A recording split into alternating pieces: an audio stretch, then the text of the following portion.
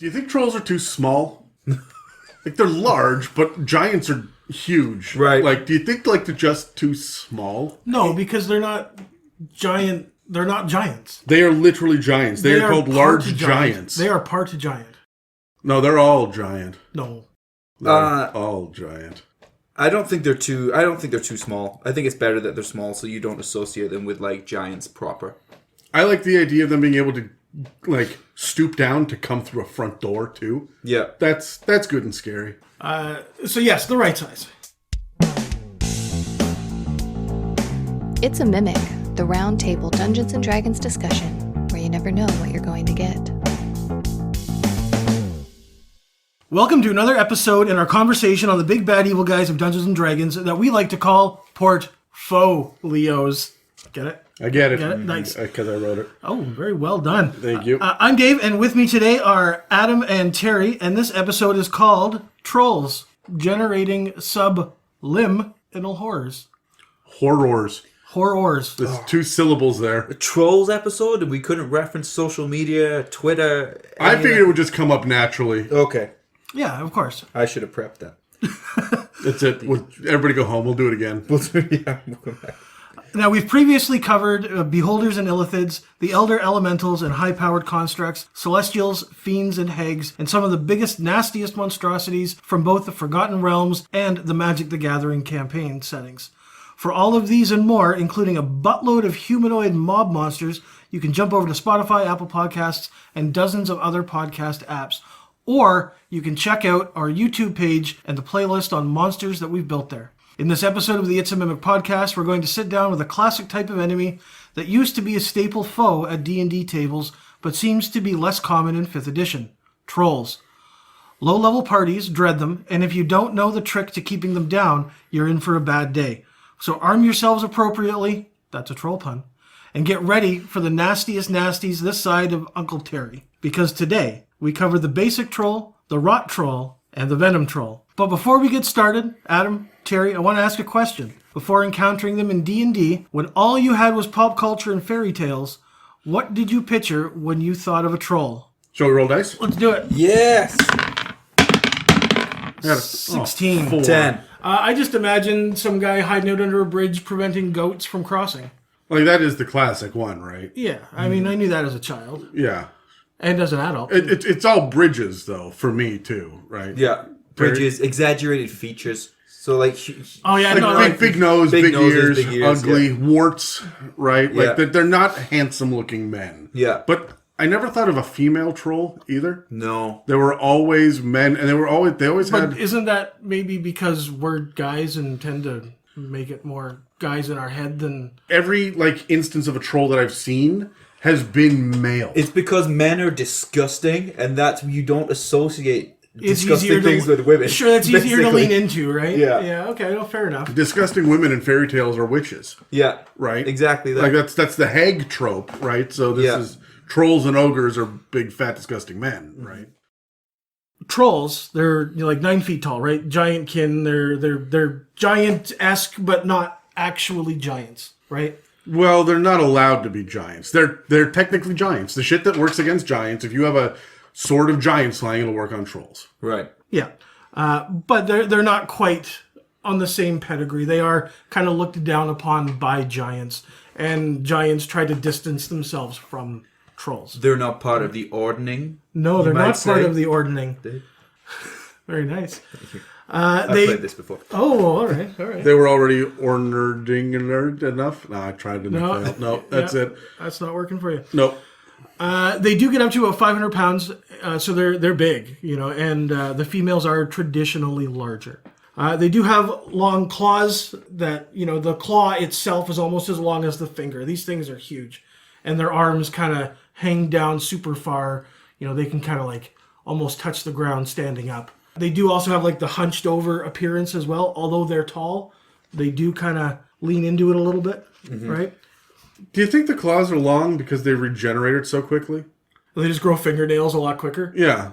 I mean, also, they're not going to get a manicure, but, like, do you think maybe that's... no, because regeneration implies that it was already like that, but they're getting bigger. Yeah, but if you cut your nail, It'll grow back faster because it regenerates faster. Is it regenerating or is it just growing? Like you trim a flower, does it regenerate a branch or like cut a tree? A question I have. Do your nails grow from the end or do they push from the inside out? No, they push from the cuticle out. Yeah. I panicked for a second. I was like, I know nothing. Right, like is that regenerate? Like that's just growing, isn't it? It is just growing. Yeah, right. So like, I don't think that's part of it. Okay. I think they're just like. But I consider regeneration to be growing anyway.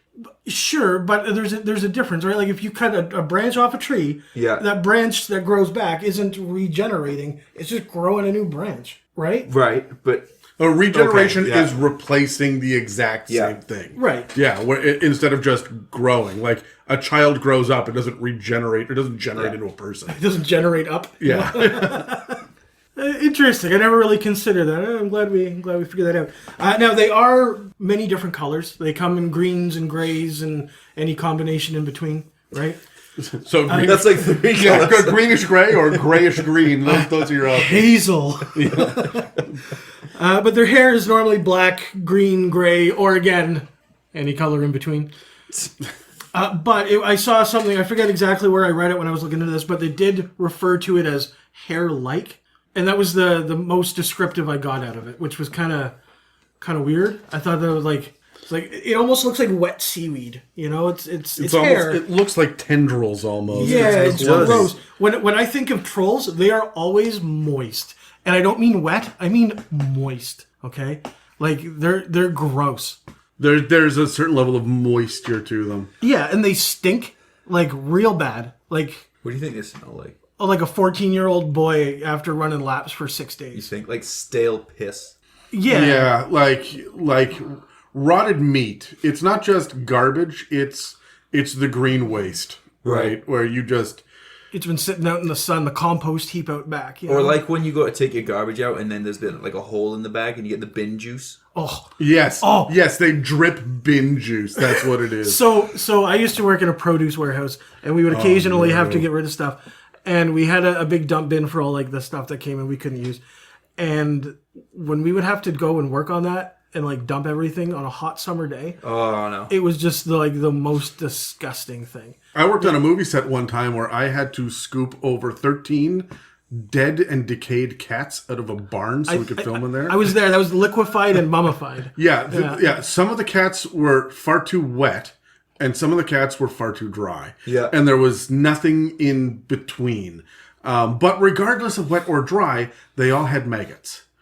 And the stench that came out of them. The maggots had maggots. Like, there was like bits and pieces of like puddles of straw. Like the straw has rotted and has become mush. And so there's puddles. And you couldn't find the cat except by smell. I know there's one in this corner because there's so much just rotten hay everywhere.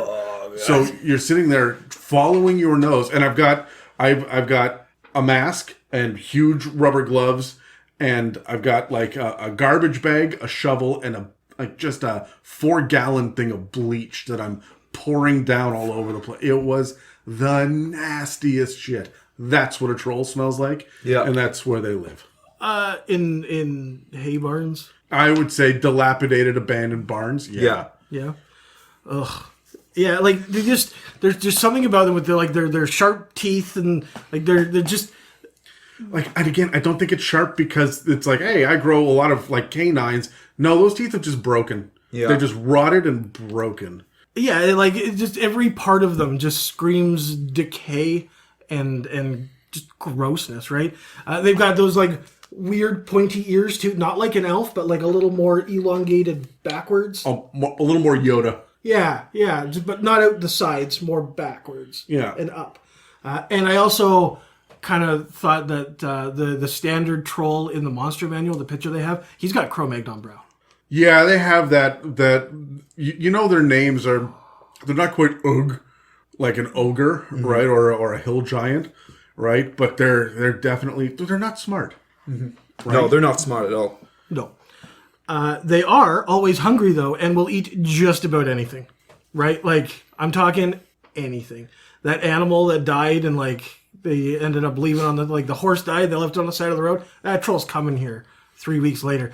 That, what is it, the fermented whale stuff that you get, where is that, in Iceland? Yeah. Yeah, they're all about that, right? Like, that's they don't care. No. They will lick the rotten meat off of the yellowed bones. It's an awful existence, though. Like, how can they? Are they smart enough to realize that they're the weird ones? Well, I mean, you know what? And are they the weird ones? Golem feels like a small troll, like a Yeah. small D&D troll. Just with the broken, cracked teeth, the discolored skin, the weird pot belly, and the like straggly hair. And everything's relative, right? So if you are hungry and then you find something that you are willing to eat, they probably do feel happiness from that, you know, because I'm just sitting there eating his little fish and like jumping on the rocks. Yeah, like Yeah. you can play a troll like creepy golem, not funny fun golem, but like creepy golem, not Smeagol. No. They do work well with others, though. They will occasionally work with all sorts of different kinds of creatures if they have common goals. Just because they're not intelligent doesn't mean they aren't capable of being mercenaries. They aren't capable of working together, to get the needs or to fulfill the needs that they have. One of the main features that we think about when we think of trolls is the regeneration feature, right? That's kind of really what sets them apart from most other things. They do heal very quickly, and their dismembered limbs, when dismembered, can still act on their own. Do you guys come across that at all? Like, yeah, That's one of this guy. That's one of the variants. Yeah, you've run into that, right, Terry? Yeah. In a game. Yeah. Yeah, and the only way to really suppress the regeneration feature is with acid or fire. Now, trolls are aware of this. Okay, they know that they are susceptible to acid and fire. They're weak to it. Yeah, like when we say they're dumb, they're bully dumb, right? They're thug dumb. They're not. Yeah. So, but when they're around human settlements, which they do tend to, live around because there's lots of opportunity, they know that the humans control fire, right? Yeah. And they tend to give them a little more respect because of that. Is it respect or fear? I don't think they're afraid because they know that they'll fuck up a human, but they also know that the human, in the right circumstance, Can fuck them up right back. right? Like fear's probably not the right word, but like certainly caution. Yeah. So this innate dislike of fire and acid, when it's used against them, that's who they target. Like if you're in a party full of people and there's a barbarian up close fighting them, and then a sorcerer uses, acid splash or whatever, the troll's going to stop fighting that barbarian and go after that spellcaster. He knows what's up, and he's going to get rid of that right now. Because if that barbarian cuts an arm off, it'll be back. Like, right? ow, but fuck, I will get over this eventually. Right. Also, if the arm falls off, well, then there's another combatant, right? So it could be beneficial. Could you imagine, like, killing a troll only to have its severed arm? Yes, I can. Yeah. As it has happened. Oh, has it? Where the severed arm begins to move around on its own and is like essentially another part of the action economy. Yeah. Yeah, I fought a troll. Anybody who's fought a troll has had that. Yeah. Oh, no, I haven't. I've never come across that. That's legit. Where's the monster manual? Like that is fucking in there. Yeah. That is one of my favorite things about trolls. And my favorite thing too is every one of those limbs. This is how I rule it. Every one of them that gets away will become a troll again later. Because like what part of the troll regenerates? The body of the troll. All of the troll. Like, that's how I rule it. If you cut a troll in half, you will have 2 trolls in 3 weeks. Yeah. Oh yeah. Oh. You don't think? Yeah, that makes sense though, I guess. Does it? Why not? It's magic, right? Like it's their horrible blessing that they get from their god awful god that they can do this. There's nothing. God awful. Yeah, right. Yeah. There's nothing in the lore that says that the magic is only held within the torso. Right? Like, my power's from my belly button. I'm essentially an ugly Care Bear. Oh, my liver! Yeah, exactly. Yeah, be sure to cauterize the belly button. Like, it makes no sense. Now, sometimes when these trolls do lose a limb, when it grows back, it can grow back multiples. This is how you get your 2-headed trolls. Mm-hmm. Because a beheaded troll is still part of the action. They're not eliminated yet. This is not zombie rules, right? Yeah. Removing the head does not do anything. No, And now then- you have a body and a troll yelling at the body, like a head sitting there on the ground.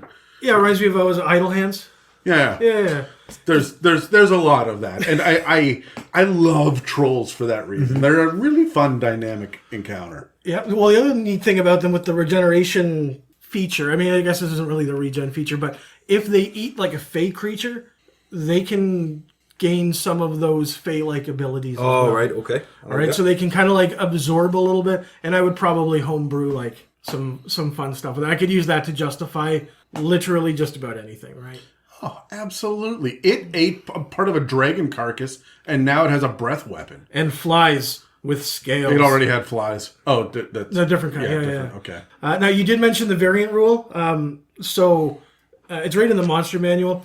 If you like, when a troll takes 15 slashing damage or more, you roll a d20, okay? On a 1 to 10, nothing happens. On an 11 to 14, one leg is severed. 15 to 18, one arm is severed. And 19 or 20, it's decapitated.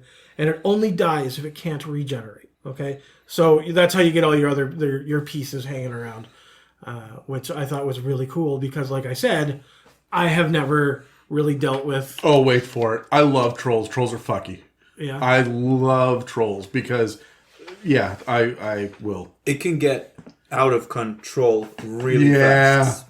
Yeah. Of course it can, right? Especially if you butcher it up, like I'm imagining you guys probably did. When I was fighting the troll, I didn't know anything about the lore, and like obviously you can't like metagame or whatever, but I didn't know much about them anyway. So I just was like, just kept going at it. I was like, let's try hitting it again. Let's see what happens then. Cut the other arm off. That was me.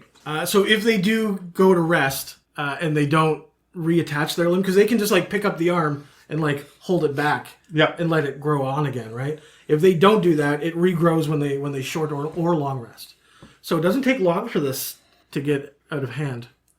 But that's what I mean. Like, if a finger crawls away, you still have a troll problem tomorrow. Yeah. But what I did find that is if they don't reattach the limb, then when the limb grows back, the old limb dies. Does it? That's what I found. In the monster manual? Yeah, under the loathsome limbs. That Now fuck, again, that fucks with my... that's part of the variant rule. Oh well. Yeah, well, so it's open to interpretation. I can take it. Very. What if I cast regeneration on the limb, like the severed limb over there, and it becomes a full troll in like a round, and then the other troll's limb grows back? Then I think just the first arm dies off, but the troll, now you have a one-arm troll. I mean, the point is, I'm going to get weird with it. I'm going to get really weird, and I like the idea that it grows back wrong. So like, this one is a troll with 8 arms and no legs, and it's a spider troll. Right. Spider troll. Yeah. Now he has to patrol the city at night. Oh, get the hell out! Get out of here! Oh, you didn't mind when Terry said control. I didn't even catch it. I'm a little slow today, guys. I didn't sleep much yesterday. I was going to this morning, but you know. You were excited about trolls? Yeah, I was. Trolled into it? I can't do this. All right, so when the limbs do get severed and are like flopping around on the ground, you know, fish out of water, whatever, they do act on the troll's initiative turn, okay? So they don't get to roll their own initiative. They have an AC of 13, they have 10 hit points, and they have regeneration as well. So that's, I think, maybe where you got the limb itself can grow back with its regeneration feat, because it doesn't lose that when it becomes detached. Oh, yeah. No, I'm still going to accidentally have an army of trolls. We killed the one, but we forgot its cuticles. And here we are now, right? Like, yep. A severed leg doesn't get any attacks, and it has a 5-foot speed, which I don't like. I think it should get a meaningless attack. It should jump and kick and do 0 damage, or at least end up prone afterwards. It would be like a slam attack, I guess. Yeah, I'm thinking like probably no proficiency. You know, just like a straight roll, and if it hits, it does a damage and then falls prone. Well, it's still from a large creature, right? Like, it's a big-ass leg. Okay, roll a d4 then, right? Like, no. So it would do the 1, right? Because I'm thinking, like, average person, if Kyle's leg falls off and kicks me, I'm like, ow, I got a bruise that didn't do damage to me. Yeah. Right? But, I mean... only non-lethal damage. Yeah, right? But Andre the Giant's leg falls off and hits me, I'm in trouble, right? Yeah, probably. For more than just that one reason. Yeah, but for multiple reasons. With the severed arm, though, they do get a claw attack, but it also has a 5-foot crawl speed. And this is what I really liked. It has disadvantage to attack unless the troll can see the arm and the target. Which means the troll is still controlling it? Yeah, it is. Oh, control? I like it. Yeah. Poor Terry. I know this is a fantasy game, but how is it doing that? Magic. through the god awful god Yeah. that it's got. It's an awfully god awful god. Yeah, they are not great. The severed head, when it gets lopped off, it loses its keen smell trait, so they get advantage on perception for smells, right? Mm-hmm. Yeah. They lose that trait, so which I thought was kind of interesting because you'd think that the head could still smell. Yeah, it's got the nose. If it can still see the arm and the arm can slap without disadvantage, I think it should still be able to smell. Right. I think the idea is it's not going to be able to follow its nose. Like, it's just going to, like, if it falls face down on the ground, it's just smelling ground.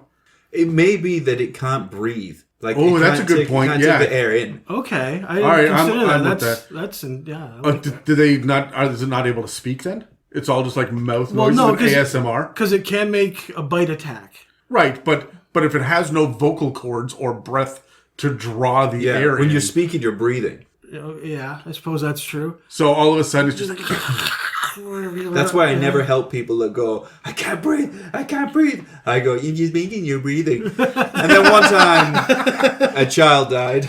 yeah, and then they drowned, and I had to leave Britain. So yeah, That's why I'm here. he's on the run. Jesus. Now for the torso, if it There's still fucking more. oh yeah, there's still more here. If it has Fuck, one Jay. leg, Yeah. its speed is halved, and if it has no legs, it falls prone. If it only has one arm and prone, it can crawl at half speed. But if it has both arms and no legs, it can crawl normal speed. I'm going to ask this for Pepperina because we're all wondering what happens if it has its member still. What's its speed then? Can it crawl We got to roll for for size first? yeah, and then see how I bet there aren't any circumcised trolls, right? Because they'll just grow right back. Yeah. gross. Yeah. Unless they're American. They fucking love that down there. The fuck? Foreskins for all. Well, they had four fathers, so they just kept it rolling. Oh, Jesus Christ. If the troll has no arms and no legs, it's just like a torso and a head, like, Black Knight from Monty Python. Just but a scratch. Oh, yeah, they have a speed of 0, and they are incapable of gaining bonuses to speed. Yeah, that makes sense. Right? Okay. So, but they still get a bite attack. Well, if you get close enough, it's gonna. It's like that Viking that was undefeated in battle and ended up dying because he kept all of the Oh, the severed heads. head and the teeth bit him. And Yeah, he kept all the severed heads hanging off of his saddle, and he was like legendary. They were writing songs about him. They wrote poems about him, and he was like riding his fearsome steed, and the heads were bouncing around, and a tooth nicked his leg. It got infected, and he died. Human bites are among the worst. Yeah, well, we got dirty, dirty mouths. Yeah. Ladies. Oh, well, I saw... Jesus Christ. That's true. Like, if a child bites you or something, it's a big deal. Well, I saw a Reddit article a while ago, a couple of years ago. Babies with rabies. Well, there was a baby who was visiting a friend and bit a guy, and he had just had a liver transplant, so his immune system was shot. Oh, should have And, livered him alone. The baby bite, like, damn near killed the guy. Yeah. It's really bad. Oh, yeah. Human bites. Children are gross. Well, they're bite-sized people. I'm tired of you, man. Yeah, but I don't have to prep. I'm exhausted. You want to trade? No. No? Okay. Now, like I said, trolls are capable of working together with others. The most common one is gnolls, right? So let's just roll some initiative here real quick. And let's see... Oh, nice one. Terry. 19. Let's see what you guys might do with trolls and gnolls working together. Well, I'm further going to open a pub called Yeah, Trolls and Gnolls. Trolls and gnolls. Yeah. My God, this genius. Yeah, if it's trolls and gnolls, I can't do that. If it's trolls and gnolls, it's going to be hunger based for me. And they'll be out on patrols. Yeah. Oh. But this is out of necessity. I see as it would just be an advantage to work together. I don't think there's any true alliance. It's just likely that they both want the same thing, and it's more likely that each of them will get it if they work together. Yeah, absolutely. They work together to find a common goal and go their separate ways. They are not. They may be considered intelligent creatures, but they're not going to form a pack with gnolls. They're going to work to find the means to an end and then move on. Normally, that's going to be food. They're short-term thinkers Yeah. as well. They're not strategists by any means. Well, hold on. I'm going to counter that for a sec. Okay, I hear what you guys are saying, and conventional wisdom says yes. Volo says, nope, trolls hang out with gnolls. That's the Sure. thing. And here's my reasoning behind it. If you wanted to add that in, here's the bonus. Here's the reason they would work together. Oh, because they're old buddies. They're old buddies. Yeah. No, it has to do with the fact that they both have a deep-seated hunger that's never satiated, right? And they both get that from a god, right? Yinagu is all about that hunger. When a gnoll eats a body, because they have to eat intelligent flesh, like eating just a cow doesn't count. They have to eat intelligent creatures. And as soon as that food hits their stomach, it is magically transported into Yinagu's stomach. So the gnolls are always hungry. What an awful way to live. Yes, it is. And trolls would very much be on board with that amount of just wanton destruction. You're never going to stop and make a plan. It's just, hey, there's enough of us. We're big enough. We can take them out. Let's go. And trolls are not necessarily nomadic, but it's not like they've got a castle to defend or a homeland they give a shit about, right? Got no roots. Yeah, but here's what I would do with it. My spin on it. Gnolls need to eat intelligent flesh. Trolls regenerate. Keep the troll alive. Eat the troll's limbs every day. You are a sad, strange little man. Oh, come on, though. Like, Yeah, no, that's great. I love it. Yeah, you come upon a gnoll warband and they've got like 7 or 8 limbless trolls screaming in the back of wagons. Oh, come on. They just lost it this morning. They'll grow back tonight. Yeah, but it's day 143 Well, I mean... of having your limbs ripped off. I feel like you chewed probably... off every At what day. point do you get used to it? I mean, I don't know. I've been torturing Dan emotionally, psychologically, and physically for years, and he's still not used to it. Yeah, but again, we're assuming that the trolls and the gnolls are intelligent creatures. what point do you get I'm sorry. used to either your arms being cut off or giant hyena people chewing them off? Probably never. Well, let's find out. You probably give me your arm. wouldn't worry that you're hungry anymore, though. That's probably true. What do they feed the trolls? What? Probably Nothing. their own limbs. Yeah, like More trolls? If they starve to, they can't starve to death. They will regenerate. So if they can't starve to death, then why are they why is the hunger so important to trolls? Because they feel hunger. But that's weird. Magic again. When is but, like, hunger ever logical? I know. I mean, it has a purpose, but I mean, just not for trolls. It's just to piss them off. I love that. I mean, I didn't really consider that going through this. All right, the realization light bulb. That's fucked up. That is fucked up. That's like super fucked up. Well, no wonder they're always so damn angry. That's the other thing about trolls is that if a troll smiles, you're in trouble. It means it thinks it's won, right? And I think that's the only time it smiles. Right. Yeah. But in addition to gnolls, they will occasionally work with goblins as well. And they can actually assume control of some of the goblin tribes. They, however, can be easily manipulated by some of the craftier goblins.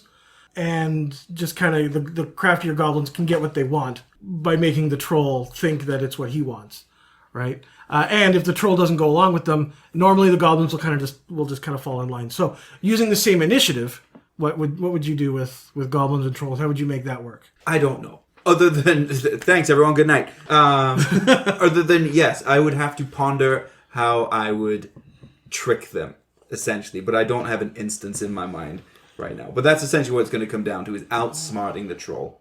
Yeah. Yeah. Using their bodies against them. You call that reverse physiology. I mean, I think it makes sense for them to work together. I mean, goblins are smart and crafty, and trolls are large and powerful, right? That's a great combination together. If you can get trolls to work for you without them knowing they're working for you, that's a powerful ally. I love the idea of the troll. It clearly bullied their way into taking over the small goblin gang. Like that's how they did this. They did not do it through democracy. They bullied their way into leading this group, the way that bugbears do, right? So, and then I like the idea of the troll being like, all right, I need you to go out. I want you to go kill those goats. And the goblin's like, we don't know how. Can you show us? Yeah. I showed you yesterday, but okay. And like, hey, we get goats today, right? Like, and it's very much who's outsmarting who, but also like, oh shit, if we get caught, he will just eat one of us. Yeah. If we get found out that we're like mocking him, and like, can you just picture the troll lumbering away and all of the goblins suddenly taking the physical body of the troll and walking around making fun of him behind his back? Yeah. Like, I would play that up for comedy. That's how I would use it. Well, it's just like you could really lean into that. Like that's the goblin. I think is probably my favorite ally of the troll. Well, the goblin's the one that's going to troll the troll. Which is poetic on like 16 levels, Yeah. right? But they also do team up with beholders, Okay. Interesting. So again, same initiative. The dice are always making me go first on the spot. How would I have a troll work with a beholder? They're traditionally minions of beholders, right? Well, it's just like I had written down here. Beholders need strong subjects to fulfill their big plans. And people and subjects that are not going to argue with them and are not going to be necessarily threatening to them. So the promise of, hey, every time somebody comes into this lair, this area that I'm defending, they are all yours. 100% go right after them. That's probably going to be a good deal. It's also security for the troll as well. Yeah, that's a good point. And beholders don't need a whole lot of loot, right? Yeah. So, like, if you kill the things, you can keep 60% of it. Trolls are very much interested in treasure, not just food. Yeah. Right. So. And look, I think that for beholders, they're not going to get grossed out by trolls. B, they're not going to get outsmarted because beholders are paranoid. That's the thing. Yeah. And they know that a troll does not pose a threat. Right. So they're an ideal henchman. Mm-hmm. But they're going to use them as guards, right? Also, beholders like to be underground and in tunnels and caves, and trolls will just naturally be there anyway. So you could very much think that is a troll in like conclave up in the mountains, but it's actually a beholder lair. You could get in over your head quickly. Yeah. What about the Annis Heg? Terry, you're up. Well, that seems to make kind of sense for me. But then again, it comes down to the difference in intelligence for me there, and it's still it's kind of like a beholder, but just a different creature in the Annis Hag. But it comes down to security for me. It comes down to that it's a low threat for the Annis Hag. As long as the hag can provide what the troll wants, it seems like a good deal for them. They make great minions in that their behavior is predictable because they always want the same thing. Yeah. So I guess predictability in their behavior would make them a good minion for a hag. Yeah, I like them because they're both kind of gross as fuck. Like, the Annis Hag is the gross. Yeah, like they look like trolls. They're moist too, right? They've got warts. Yeah, they're hunched over. Wow. So like, there's a lot of physical characteristics that similarities. They share. Well, like this is my boyfriend. Well, yeah. They make perfect henchmen. Think Queen Bee with the drones, right? The trolls are the perfect drone. Oh, and she thinks that it's his like he's my pool boy, but it's like a swamp out back. Yeah, there's a whole pool of them. My God. Imagine finding Come out to the swamp, boys!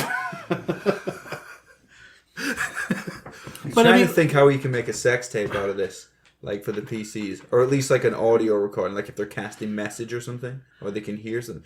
I'll work on it. I would record that ahead of time and just have myself making noises in mud. Yeah, and then just play it for them. Yeah, just slurping. No, you just get a bowl of Kraft dinner and stir it. There you go. Yeah, that's all you need. That is whoever's editing this. I think it's Brad. Brad, can you get a swampy, moist Kraft dinner sound effect to put it right here?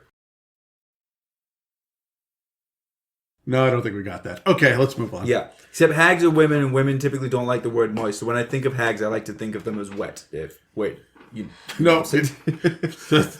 Uncle Terry's back again. Alternatively, Brad, if you did get the Kraft dinner, good job on finding that Kraft dinner noise, Brad. Yeah, well done, Brad. That is great.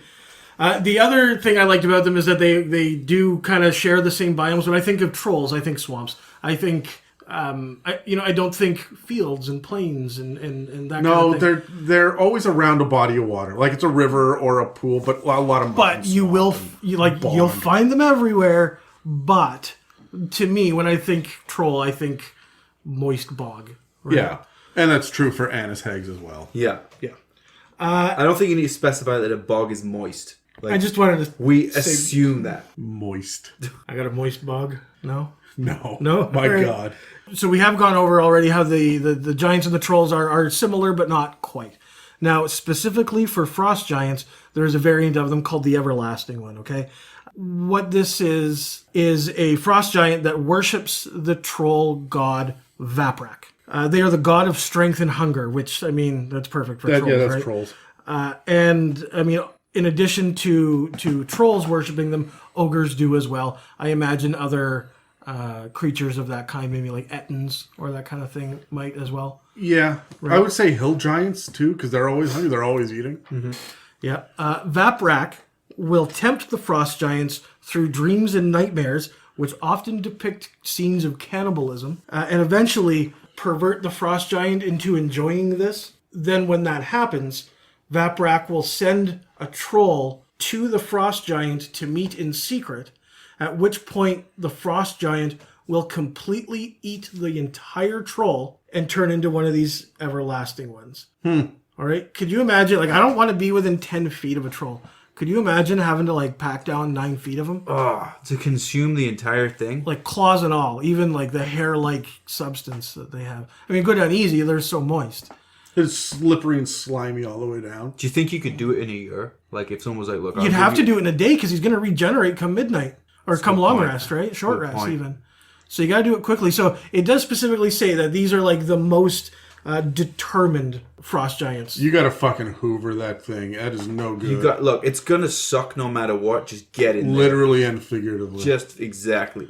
Just get in there, get it done. Don't fuck around with it. No. Once these everlasting ones reap the benefits of Vaprak's blessing, big air quotes on the blessing there, they do gain some strength, they do gain poor temper, and they do gain the troll's regenerative ability. Neat. It is neat, but that doesn't seem like enough to get me to want to mow down on a troll. Because you will never get rid of that smell and that taste in your mouth. Ever. Well, they also, like, everlasting ones are traditionally kind of crazy. Now they're super evil. They were evil before, but, like, now they're super evil. They're a problem. And they the traditional one, the picture of them in Volos, I want to say, has 2 heads and, like, multiple arms. Like, they're trollish. Yeah. Now, these particular frost giants can be used as tools of Vaprak to, like, infiltrate. Every time you say Vaprak, I think you're quoting Mars Attacks. Vaprak! Vaprak! Don't run. We are your friends. Vaprak! Yeah. Never seen it. No. Oh, God damn, you like it. Yeah, that's it's one great. that you would like. Really? Oh, yeah. I don't like stupid movies. It's smartly stupid. You would enjoy it Okay. because it's making fun of itself. Okay, that's good. Jack That's Nicholson all plays 2 characters. right. Oh, really? And he's the Yeah. president and the owner of a casino in Vegas. Okay. Yeah, it's great. Yeah. Rat, rat, rat. Also, they kill Pierce Brosnan. You like it. Yeah, it's great. I like Pierce Brosnan. Who's your favorite Bond? Probably Pierce Brosnan. Oh, really? Yeah. Oh, well, you're that age. He would have been your Bond, right? Yeah, I mean, in the I was 90s. too, Yeah. but, like... He was. Yeah, well, I like Sean Connery. No, Roger Moore, man. He's like the quintessential James He Bond. was like suave though. Yeah. That's what started the suaveness off. But that's what separates Bond from different spies. Anyways, back to trolls. Yeah. These everlasting ones, they can be put into powers or into positions of power in giant society. Okay, but if they start doing things that Vaprak doesn't like, when they regenerate, they'll start to regenerate and become more troll-like, which will lead to their ousting. So once you're an everlasting one, you're in it to win it. Why is it called an everlasting one?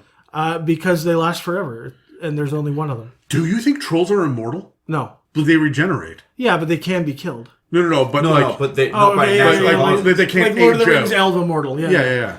Like all kind of immortal, Dave. It's all the same. If you're Well- immortal, you're immortal. Well, Well, no, no. Superman's immortal. Like, He you can't kill die. him. Yeah. Except for that one time, but we don't talk about that. He came back. Yeah, he's fine. Just a scratch. Yeah, tis but a scratch. Something, Jesus, something. Right? Now, these everlasting ones, when they do get ousted out of the Frost Giant Society, Well, people get ousted into. well, yes, that's true. When they get ousted from Yes, there we are. Frost Giant I Society... bet you say pre-board, don't you? What do you say, Prebert? Prebert?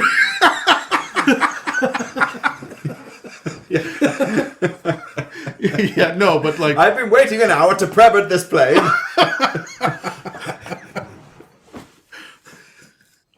We have fucking derailed Dave. Yeah, big time. About 30 times. Because this 25-minute section has been going on for 50 minutes now. So That's fine. I'm almost there.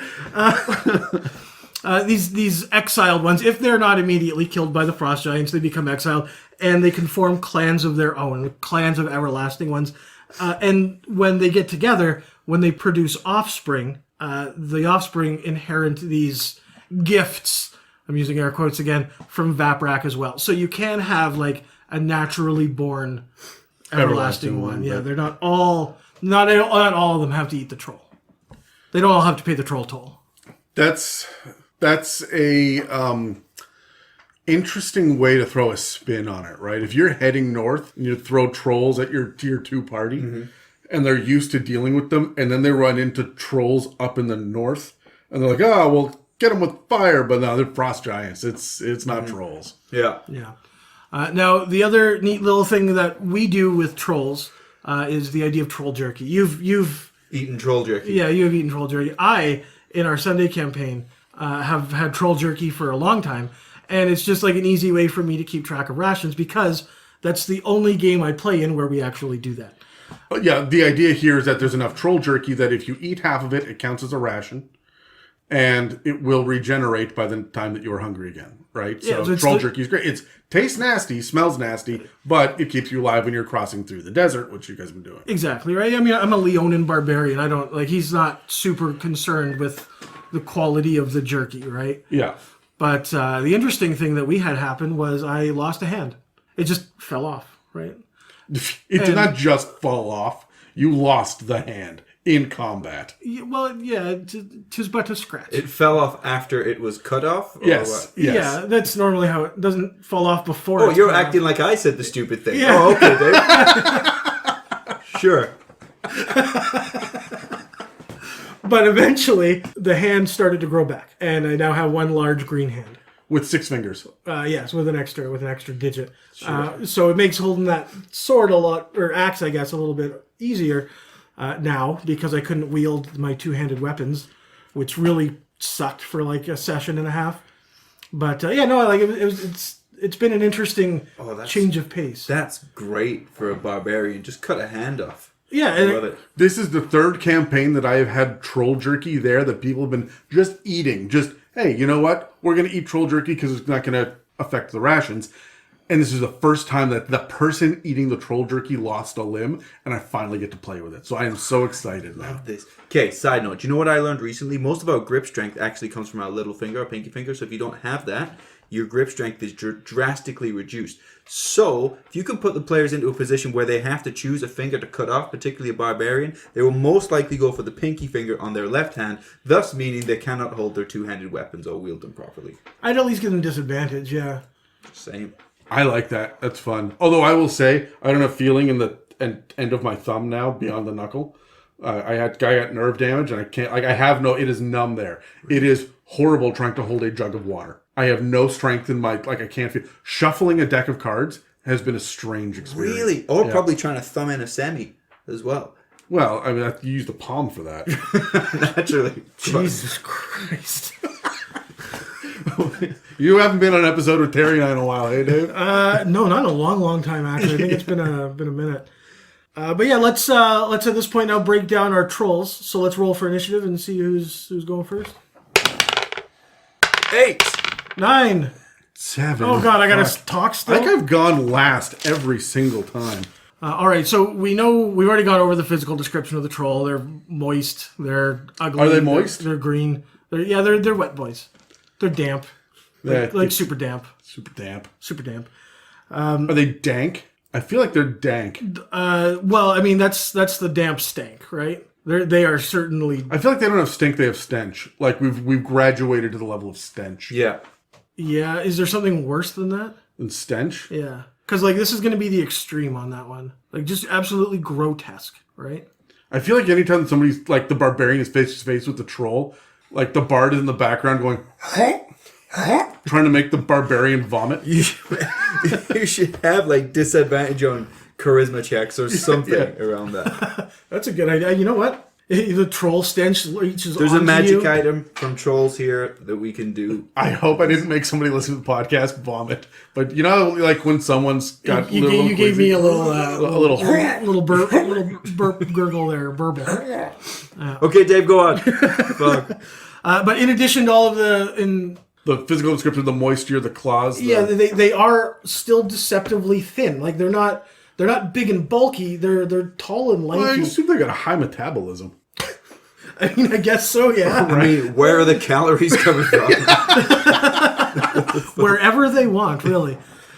They also have poor hearing, and they are light sensitive. They don't like being out in the light, which does kind of give them that keen sense of smell. You know, like someone who's blind can hear better and stuff like that. They don't have sunlight sensitivity, though, right? That's just a lore thing. They don't have sunlight sensitivity, the ability. They are sensitive to sunlight. Yeah, they're going to squint in the sunlight. They but won't like it, right? Okay. When they're walking down through the forest, they're not walking through the path. They're walking in the shade. Right. Sure.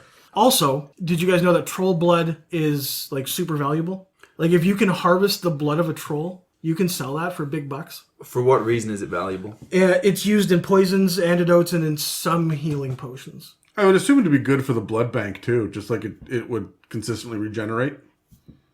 Oh wow, that's interesting. Now the blood is like a viscous green, like thick as oil, right? It's Vulcan blood or Klingon blood. Which No, one is it's like green? thicker than that. Like, and it's not the light green. Oh, it's not coolant? No, it's still I think darker green. Like it's this. It's gack. Yeah, you know how like there's red and then there's like dark blood red. Well, there's green and like dark blood green, Sure. right? Like puss? Pus. Pus. Yeah. Pus. You're close, Terry. We'll give it to you. What fucking vowel are you guys using? The same vowel, but we're not. We're keeping it PG-13, bud. Oh. Oh, sorry. Yeah, puss is something else. Yeah. One S. No, but it's this... No, what? It's two poos. S's, isn't it? Oh, no, it is one. Okay. It's pronounced the same, no? Nope. Yeah, fuck it is. Well, it depends on the context. It's like red and reed. No. No, Yeah. it's not. It's P-U-S is pronounced the same, no matter what. I don't have a wound leaking puss. Yeah. No, I have a wound leaking pus. Not in my country. Yeah, but in our country, We're that's leaking puss everywhere. I fucking bet you are, bud. Like, is it moist? Look. I've never noticed that you said that differently. Yeah. No? Yeah. It is. Wow, okay. Yeah, you're the weird one here. This still happens to me, even now. Note to self. Next time if I get an injury and I go to the hospital, I've been leaking pus everywhere all day. Welcome to It's a Mimic, where you never know what you're gonna get. Really? Jesus Christ. Pus. Speaking of pus, Pus. no, when they're in heat, God damn. they leak mate rut. All right, and that's in quotes, mate rut. Is that in the fucking monster manual? No, I did do some digging online, and I think I've got some good sources on this, but I did not find this specifically in the monster manual. Okay, so Okay. this is from the Book of Exalted Desire, whatever it was. I don't know. Again, it did specifically say this was 5e lore, but I'm just, I did some research, and this is what I came up with. Here's some asterisks, okay? I feel like the troll fandom got out of control here. Yeah, I mean, like, this is some sort of weird, gross pheromone that says they're, down to fuck. Like, this is great. Like, if they smelled bad before, it is just otherworldly. They just want to troll in the hay. Yes. Now, trolls are also known to travel in groups of, like, 3 to 12. That's kind of the size of their clan, okay? And they will... Is it a clan? Like, is that what the... Yeah, the term is clan. Okay. It's not a pack. It's a clan. Really? Clan? Yeah. Okay. They will settle near humans to try to kind of take advantage of the benefits that are being around human settlements, but it's not specific to humans. If there are... elves probably would have gotten rid of them, but, something like dwarves maybe. You find trolls in mountains and stuff, right? So maybe they're leeching off of that as well.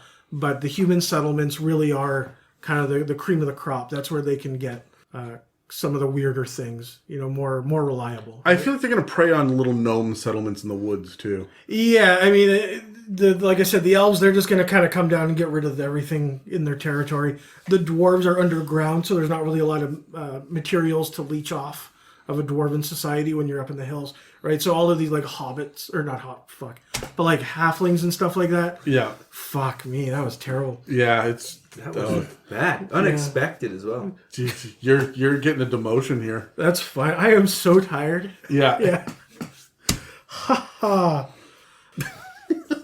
Once the resources in the area are exhausted, though, they do tend to move on. They don't set up homes, except in some cases where they will set up a lair. Okay, and these lairs are matriarchal in nature, and they attribute their existence to the Great Mother. Now, each clan has a Great Mother who is rumored to have been a daughter of Vaprak. So they all claim that they are descendant of these bloodlines. Okay. They do speak giant, and also another thing called troll speak, which is just a guttural mix of common, orcish, goblin, and giant. Okay, so it's kind of a weird mix. I think that's just In actual 5th edition lore, they just speak giant. yeah. Again, some of the stuff I had to dig a little deeper for. Their culture, because they do have culture. They aren't just these roaming beasts with nothing.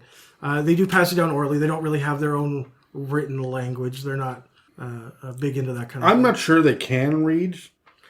And it's more like I don't think they're interested in it. I think that they would have the intelligence to do it if they really tried, but most of them are not going to give a shit to learn an alphabet. No, because a lot of their tradition and history and culture is clan specific, right? Yes. So I think that this flavor here that I found was just kind of more to what do you do when you come across a group of trolls?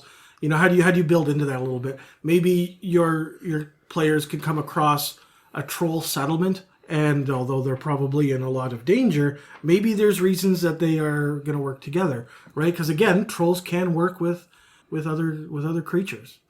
Trolls do have an AC of 15. They've got 8d10 plus 40 hit points, right? So they do have quite a few. What's that on average? 84. Yeah, right? okay. And a speed of 30 feet, unless they're missing limbs, Sure. or their limbs are missing bodies. They got a strength of 18, dex 13, con 20. So those are like their three best stats, and their intelligence, wisdom, and charisma are all between like a 7 and 9. So they're a little below average, which is surprising to me because I think that the charisma would just plummet due to the. Yeah, but And I know that charisma isn't just looks and stuff. no, but I think it has to do more with insight. Like, it's going to be easier to fool an ogre than a troll. Mm-hmm. So it's their insight. It's their ability to read a room, to know that you guys are tricky. I'm on. I don't know how you're fooling me, but I know you're fooling me, and I'm just going to, roll initiative. Here we go. Yeah. Right. So I think that that's where that level of charisma, they're social. You say they have an oral history. Yep. So they're more social than ogres, right? Yep. They do get a +2 to perception. That's the only skill they get. And they get a dark vision of 60 feet and a passive perception of 12, right? Again, it says here language, giant, and it's a CR5. We've gone over keen smell already. They get advantage on perception checks that rely on smell, okay? And of course the regeneration trait, which they regain 10 hit points at the start of their turn, but if the troll takes acid or fire damage, it won't work. It won't regenerate acid and fire. So if you're keeping track, make sure you're noting what kind of damage. I mean, I always do anyways, just because there's so much that's immune to magical and non-magical and so on. But the troll will only die if they start their turn with 0 hit points and don't regenerate. So they'll go down with 0 hit points, but if they fell from slashing damage, they're right back up. So you have to do fire or acid when they drop to 0 hit points or before they get to their turn in initiative. So let's say you drop them with a baseball bat, right? But I got to come in with fire before they get a chance to regenerate. Yeah, just a simple fire bolt or something like that will, That'll keep them down. Yeah, but you got to it's very time sensitive. If you don't get them right away, they're coming back up next round, right? It's incredible. And I think that's what really makes these guys so friggin' hard. It's not the musk. What was it? Mate rut. Jesus. Mate rut. Yeah. That is just. I love it. That is just. Yeah, I often think of because hunting, right? I think of these deer hunters that go out and put deer piss to try to right. So I'm imagining people trying to capture trolls and using this bottled mate rut to lure them in. I'm 100% into the fact that this probably smells really, really good, just as a spin, and it's very popular with bards. That's an interesting spin because it doesn't. Well, I guess it did say that it was pretty gross. There should be a magic item, a potion, or something, whatever that gives. It's a potion of whatever of troll regeneration, so that is attractive for a bard to take. But the smell of mate rut smells pleasant to them. No, that's a side. It's a side effect. So they just cover it all. Do you smell that, guys? Yeah, we do. Would you cut it out? You're welcome. Yeah. God damn. You guys want to head anywhere a little bit more moist this tonight? We can go check out the old watering hole, literally. Mm-hmm. Love it. For attacks, they get the multi-attack, which is 1 bite and 2 claw attacks. The bite is just a +7 to hit, and it does 1d6 +4 piercing. And the claw is a +7 to hit as well, and it does 2d6 +4 slashing. Now, there are a couple of other variants as well. There's the 4-armed troll, which you find in Horde of the Dragon Queen. Okay? They are just a troll, obviously, that has 4 limbs. both arms got lopped off and they've regenerated and come back with more limbs, they get more attacks. They get 1 claw attack per limb, so they would get additional ones, which increases the CR to 6, but the damage and the to hit all stay the same. And then still get the bite on top of it, right? Yeah, of course. In the Dungeon of the Mad Mage, there is a 5-armed troll, which just gets that 6th attack to the multi-attack. Although it didn't specifically say that the CR increased. It doesn't, though. The way that the modules are built, it doesn't necessarily get into the CR being any bigger. But, I mean, in theory, they know what level you should be by the time you get to fight these things. So it shouldn't be too imbalanced. But I'd be careful before you start messing with the action economy too much with troll attacks. Yeah. All right, well, now that I've told you guys about trolls, let's roll some initiative here. All right. All right. 18. 18. I got an 11. Throw me up Fucking again. 1. I have gone last every single time. Jeez. I'm crying. Why? I keep yawning. Oh. Crying because I keep yawning. I keep yawning. Thought maybe you Because had I'm tired. a full nose of what was it? Musk rut? Mate rut. Mate rut. Pus. So Fuck. I've been in this country years now, and I never knew that. Oh. That we say that you. Well, I say we. You. The royal we. See what I did there? Anyways, we rolled initiative. What are we doing? Go on, Dave. All right, so what would you guys do with trolls for like an environmental or like a social encounter? How would you guys run that? Oh, Terry, you're up first. Yeah, for social encounters, I always try and find ways that you can not necessarily ally with these weird kind of creatures, but that you can be of use to them, or for some reason you have to work with them. So I guess the way is to just lean into what they naturally need, which in this case is going to be like food. Maybe it would be a mate, actually. Because that would be particularly devious as a DM. Give me the bard. Well, even just some other, like, maybe they've lost their mate or something, or they need an introduction or something, whatever it's going to be, but have it revolving around this troll's mate, especially because that's going to be particularly challenging for the players to get through, because, there's going to be, like, the smells and, like, their ugly features and things, but you can create these scenarios where it's going to be uncomfortable for the players to listen to, and that is what's going to create the memory for them, more than just, like, what stab kill whatever. So for a social encounter, basically some sort of romantic encounter or side quest whatever between two trolls that's going to be particularly difficult for the players to sit through. So just something to make them really uncomfortable. Yeah. All right, but like enjoyably uncomfortable. Okay. Like this podcast. God damn. This episode specifically. Yeah. Yep. It's brought to you by Mutt Rut. Mate rut. Mate Rut. When you need pus. No, wait. Dave, you're up next. Yeah. I already kind of brought my idea up a little bit. I like the idea of having your characters have to walk into a social setting in a troll clan, where they have to maybe find ways to work with them. Now, my guys, as I'm sure most people's are murder hobos. All of my players just they go in and they try to kill, and when they don't, it goes horribly wrong for them for a multitude of reasons. So I kind of like to give them the social test. Can you guys play nice with others? And the answer is always no. Oh, yeah. Often, yeah, no. But that's kind of where I would throw them into that. Throw them somewhere where they're out of their element. Maybe they're in a swamp. Reduce their movement, right?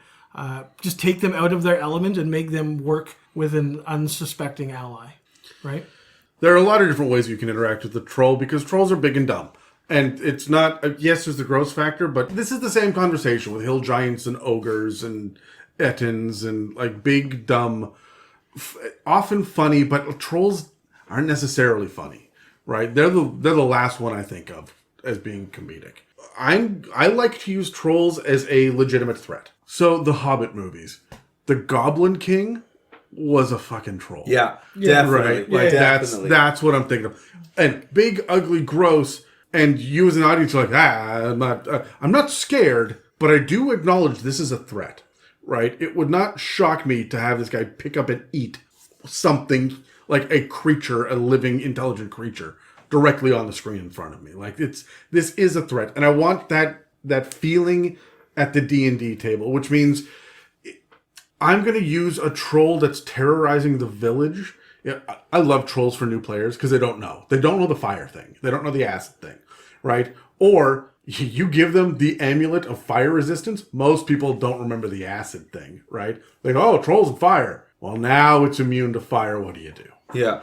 Right? Or like when you fought them, Terry, they were surrounded by geysers. Yeah. And so there were geysers going off. Their geysers were an initiative, and they were in a field of geysers. So not only is the terrain against you, but at the same time, your fire shit isn't working. That you are not lighting them on fire or carrying a torch or anything. So I shut that shit down pretty hard because I want that threat, and I'll put them in groups because one troll is kind of scary. CR5, sure. 8 trolls, that's a problem. Even for a like CR9 party, trolls are now still a problem because there's a lot of them. Well, that kind of brings us to the next one, battle tactics. How would you guys use the trolls to fight? Same initiative.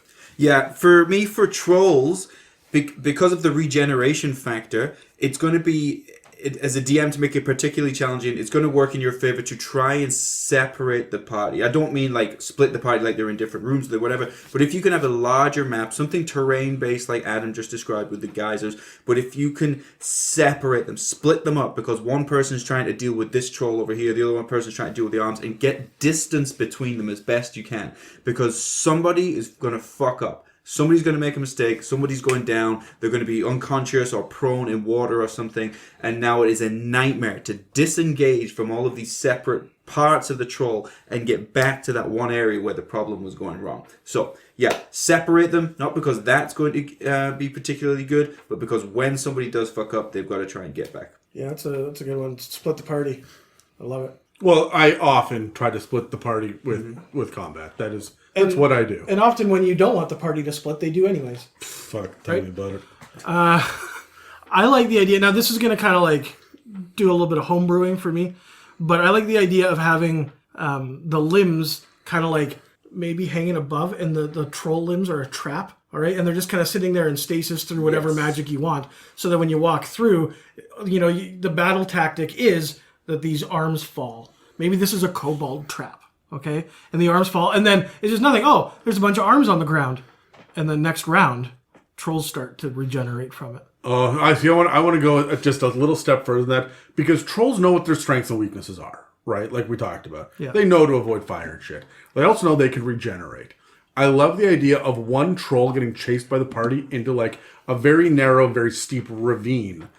And he gets in there, and the party chases after them, and then the trolls up on the cliff push a boulder down and trap them in. And then they just start cutting arms off and tossing them into the ravine. Interesting. We can roll boulders and we can throw rocks, or we can send our arms in and we can see it and they can't do anything about it because we're 70 feet up. A troll horde? Love that. So, like, that's just an old Western thing, right? Like, you ride into the dead end, and then all of a sudden, everything closes in around you, and you're trapped. Yeah, but you look up, and there's all the figures on the cliff face looking down at you. Like, that's a standard tactic. Like, I like that. But my big thing, trolls, it's weird that they're on a vulnerability to fire and acid. Like, it stunts their regeneration, but it's not telegraphed that they're going to take more damage because of it. They also, if you notice, they don't have any resistances or immunities. And they don't have a whole lot of hit points. Which means they know, and they're relying on this regeneration. They're going to go in, they don't do a ton of damage. 1d6? Like, they're hitting over and over again, but they're meant to hit tier 1. Right? Or really early tier 2. And at that point, they're not really a threat. They're there to just wear down your resources. Maybe really wear them down, or take out a small light character that's without a whole lot of hit points. Something a little glass cannony, like a sorcerer or a warlock, right? That's in there over their head, and the troll is on top. Remember, 3 attacks is enough for you to get a kill. They hit 0 hit points, and you still have multi-attack going. You get that kill in, because you're going to hit with advantage because they're prone, and then that counts as 2. Death saves failed. And so the next time you hit, they're down, right? Like, that's scary. And trolls are scary at that level. But the moment that you have Fireball, which, remember, CR5, this is where you start to see Fireball coming into play. It's no longer the troll's advantage. You've got to eat up those spell slots real fast. So my thing for trolls is they're going to retreat. The moment they realize they cannot regenerate, they will run away. because I don't think they're brave. They think they're brave, they think they're crafty, but they're not. They will wait to ambush, but when it doesn't go their way, that's it, we'll fight again tomorrow. I can heal and get better if I get away. No troll is going to fight to the death. Why would they? No, they'll just come back tomorrow, right? Yeah, and that's just it. They are playing the long game. So that's my battle tactic with trolls. They're shock and awe, right? They're going to hit you when you least expect it. They're going to try to get that one kill in, and then they're going to fuck off. Mm-hmm. I think it'd be a neat recurring enemy. Yeah, and it's neat too. If you have players that have never seen it before, at first level, have the troll walk into town, pick up somebody, and eat them in the middle of town. A couple of town guard come by to fight him, and he shrugs off, and the players can watch it heal. And now it's a quest to how do we deal with the troll. Yeah. Right? And they have to go to some mage on the other side of the kingdom and do a quest in order to get the information, or they have to go find a druid that knows the secret or whatever it is, right? Yeah, they can be a tier 1 big bad evil guy, right? Yeah. Yeah. So that's how I see trolls for battle tactics, is they're there to be bullies, but they're not dumb, right? They're not going to fight to the death. Yep. Do you have one plot hook or side quest, one shot, or maybe Oh yeah, I got a quest? good little side quest. Oh yeah. And it's based around a battle that you cannot win. It's a clan of trolls. But it's set up that way. It's a clan of trolls where we know that they still like treasure. They may well be attracted to things that they know are going to be advantageous to them. Maybe they've got like an amulet of fire resistance or something, or whatever it's going to be, an acid resistance, something which would be attractive to the players.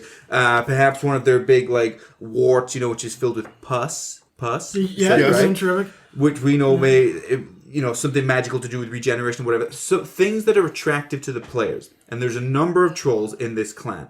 And the idea being is these items are up for grabs for you, because you know that they'll lose a limb after you slash them with so many hit points or something, ultimately meaning you can retrieve that item. But how long do you want to go for? Because there's 12 of them. And you will lose. And you're on their turf. Maybe you'll get a couple of items. Maybe the barbarians go, let's go one more round. Let's go one more round. Try and get one more thing. And it's how deep do you want to go? How close to the traffic do you want to play? Because it'll pay off well. And that can kind of be like a little reward sort of side quest for them. Interesting. I like that. Like the idea is you need the necklace, so you got to get that decapitation in. But time when you do roll it, your it D20, gets harder. Well, it's got to get a 19 or 20, right? In order for the variant rule, anyways. Right. Like it's damn near impossible. But every time you slash off an arm or you do whatever, you add to the action economy, it's going to get harder. Okay. So how long do you want to go for? Did you get the item that you wanted to? Maybe you didn't want that one. Maybe you wanted that one at the back over there. I like that. It's interesting. For me, I would probably... I really do tend to lean into my stereotypes.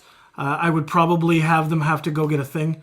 But in order to get it, they have to cross the bridge, and they got The MacGuffin, and then there's the troll sitting there. Now, obviously, I wouldn't do that if they're like a high level tier 2, like level 10 kind of thing, or tier 3 or 4. Like that's obviously going to be a low level thing. But I like the idea of them not necessarily being the big bad evil guy, but more of like the lieutenant of. They're the guys that are maybe, for instance, with the Annis Hag, they're surrounding the whole Annis Hag encampment, or territory, and you got to kind of get through them, right? They're a barrier. They're not an encounter. They're like a barrier to get through. almost environmental to get past them. Yeah, that kind of thing. I really like the idea of trolls being aware of the fact that fire and acid fuck them up. But you know who else fire and acid fuck up? Regular people. Yeah. So the troll doesn't necessarily go for the kill. The troll that is terrorizing, the most brutal tyrant troll, is the one that says, hey, you guys hit me with the flaming arrow, and I had to run away. I still have that scar. It didn't regenerate, but I'm back at full health, right? I'm here. I'm mad. And now I'm soaking wet because I have a barrel of water with me. So, like, fuck you. And by the way, give me your mare, because I'm going to hold his face against a burning hot iron, and we're going to see how you guys like it. We didn't touch on this, but they are chaotic evil. Mm-hmm. And they are evil, evil, capital E. Right? They are not there. You can play a troll as a bouncer in the middle of like Sharn, right? You can have a troll be an adventurer that's coming from, like, I think you can play as half trolls in previous editions and shit. Like, trolls can not necessarily be chaotic evil, but lean into it. Make them so gross and disgusting. Everybody that lives in the troll's territory, and it roams, it's got like a countryside, but there are multiple villages. And it's fine because the moment that you reach adulthood, you have to cut off a limb. I don't care which, but you live in my territory. Only I get all the limbs. That's the kind of thing. And like, there's a bunch of like 13-year-olds, because you're an adult at 14, it's medieval, right? Right. Yeah. So like, there are a bunch of 13-year-olds like freaking out, going, I can't do this. I cannot like have my arm ripped off, because it's not like cut off. I think the troll walks up, grabs the arm, and just starts to twist. Yeah. And twist and twist until pop. Well, you gotta pay the troll toll. That's just it, right? Yeah. Like, that's my level of nasty troll. That's my encounter. Like, I want them to be the horrible, evil tyrant, because if he kind of oversees this land, by the time that you're done tier 1 and you've killed this thing and you figured out how to do it, you went through the quest and everything, you are a local legend. Yeah. That's the right level of D&D, local legend, that these guys here killed that troll. And that's impressive. Yeah. I didn't really know a heck of a lot of trolls moving into this. I run Dungeon of the Mad Mage, and I came across the 5-armed troll in there, but I haven't come across it yet, and I'm really looking forward to it. Like, these trolls are I mean, I probably didn't give them as much credit as I should have. They're one of the very kind of interesting, weirdly unsung heroes. And there's not a lot to them, but what there is, you can do so much with. Like mate rut. Yeah, right? No, but seriously, we complain about boring stat blocks in 5th edition, where it's all just hit points and where's the auras and trolls have crazy weird shit going on. And every troll's different, like the different kinds of trolls. And you can also, like, oh, now it's got 3 arms, now it's got 4. The next time you see him, he has 2 heads. He's always walking in circles. He's got 2 left feet. Oh, sure. But if I'm going to have him have 4 feet, maybe he's got 10 feet. Like, he moves faster. He's got 10 feet movement? Yeah. He's 4 feet with 10 feet movement? No, he's 4 feet with 40 feet movement, right? Like, he can gallop now. He has a climb speed. Sure, why the fuck not, right? Like, trolls, you can get weird with the body horror, and I'm into it.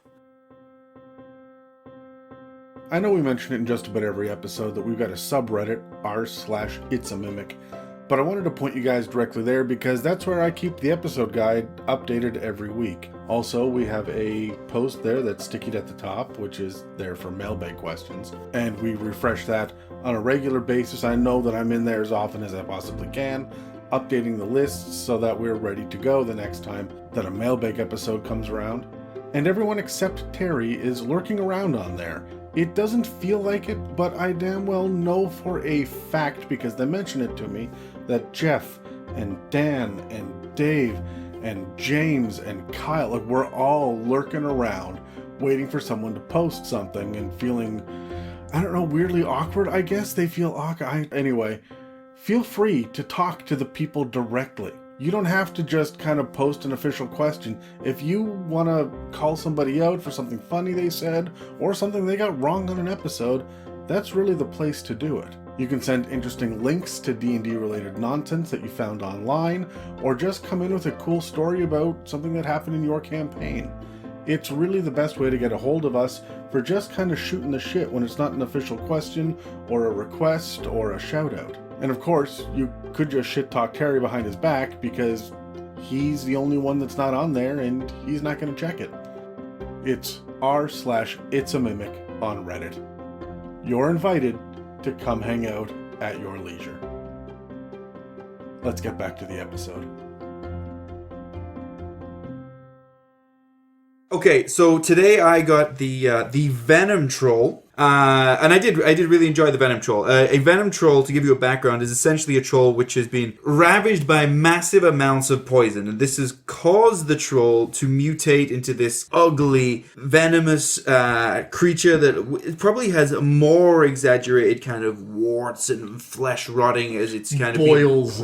Right, it's being poisoned from the inside out, and it's probably pouring in its saliva. Every time that a limb is cut off or it has an open wound, poison will come out of this area, and these creatures are especially dangerous in close combat because of the poison which comes out of their body. That will damage your characters. So, let's take a look at the 5th edition stat block for the Venom Troll then. So, still a large giant, still chaotic evil. Armor class is 15. I think that's the same as the standard troll. Yeah. Slightly higher hit points because we're seeing 9d10 plus 45. That averages out at 94.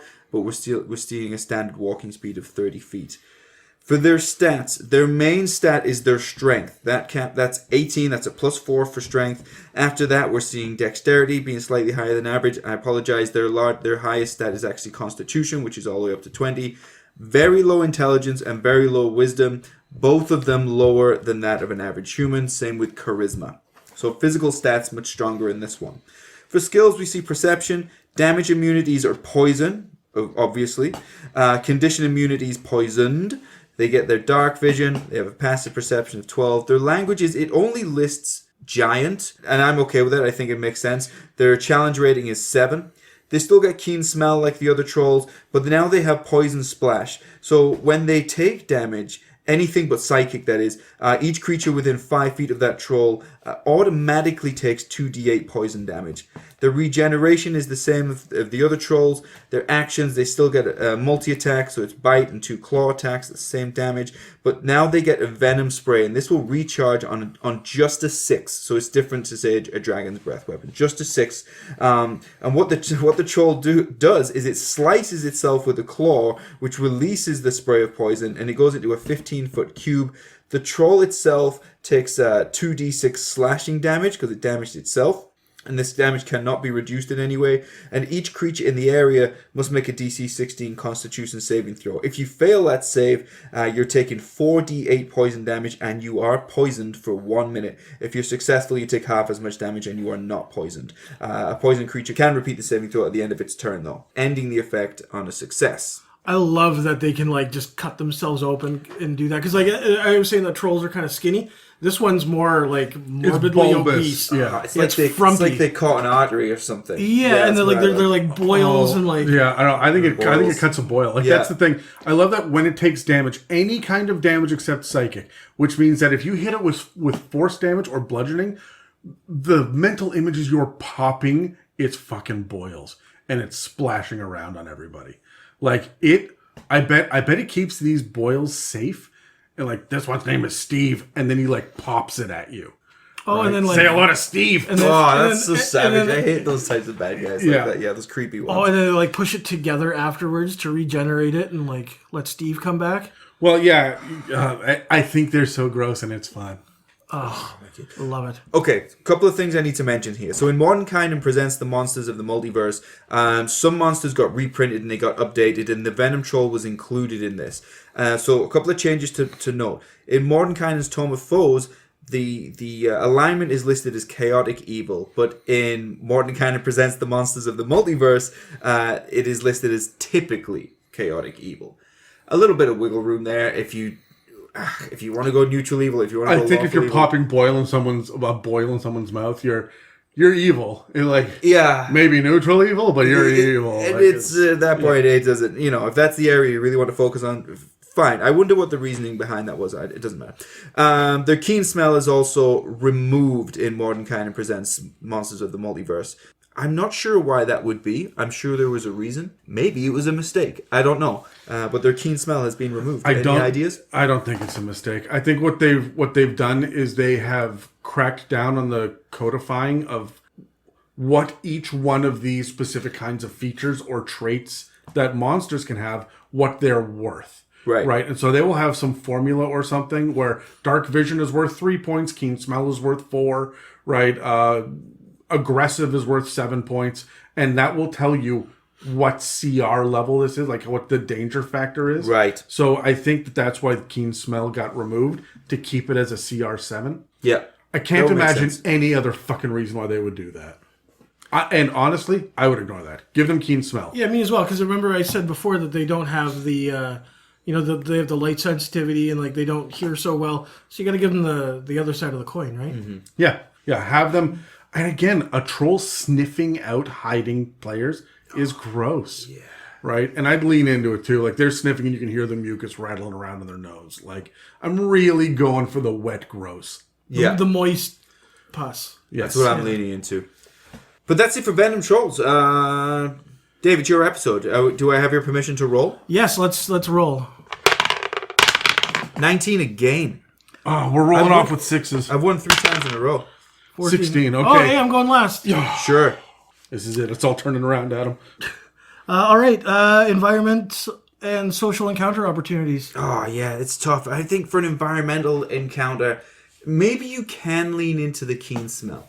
For whatever reason, DMs, be creative, come up with the idea of the reason why, but essentially the puzzle is it would be a huge disadvantage to be seen by this troll doing whatever you're doing, and it's the classic case of they're trying to sniff you out. You're hiding in cupboards, you're trying to stay around one corner, you're in shadows, whatever it is. But that would be, if you can think of an interesting environment to do that in, it's probably going to be their lair. You might just have to get interested with the lair. But for an environmental encounter, something revolving around the keen smell would be good, and would be tense. Yeah. Really, for a social encounter, Venom Trolls, they're in your face. They stand too close. They do not respect personal boundaries, and they are within your bubble. Yeah. And they know it, and they love that it makes you uncomfortable. Yeah.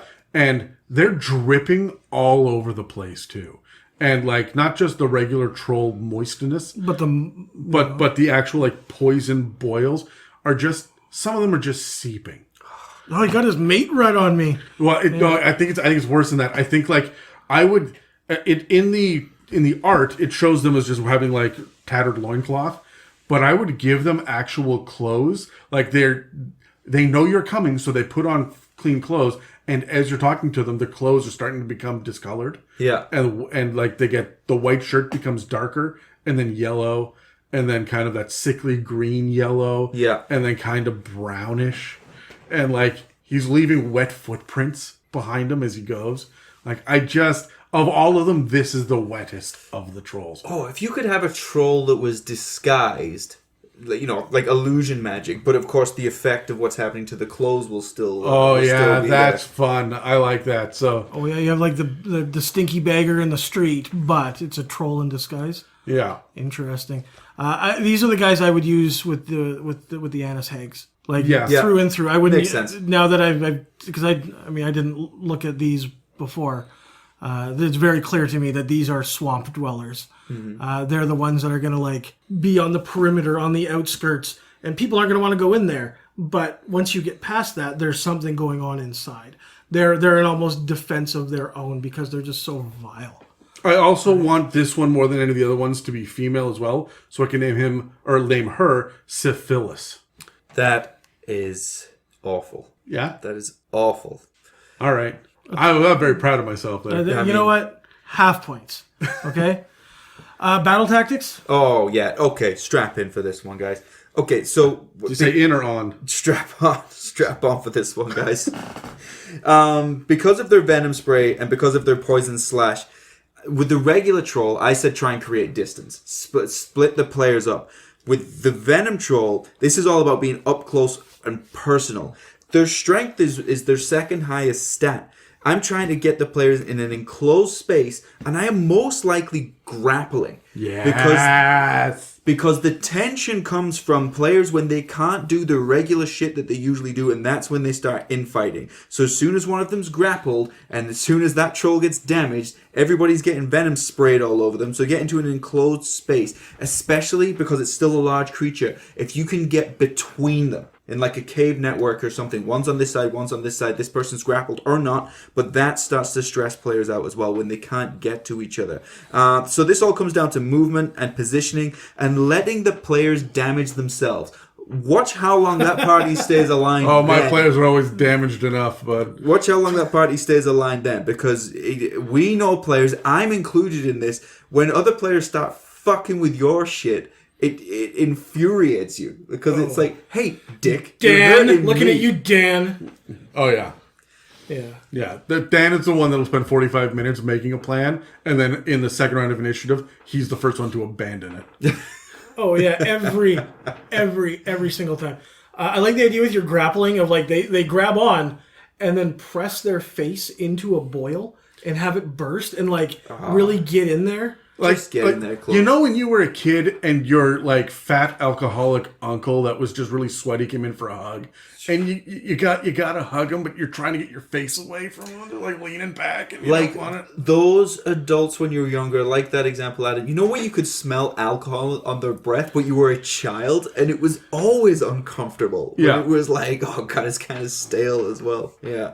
My big thing for Venom Trolls when it comes to battle tactics is, first of all, they have more hit points and they do splash damage and they know it. Everything else, like their stats are just better than a regular troll, which means they're going to get in faster and they're going to stay longer. Mm-hmm. They want to be in the thick of it. When it comes to, like we said before, that the tactics of a troll is whoever's slinging fire and acid are the ones that they go after first.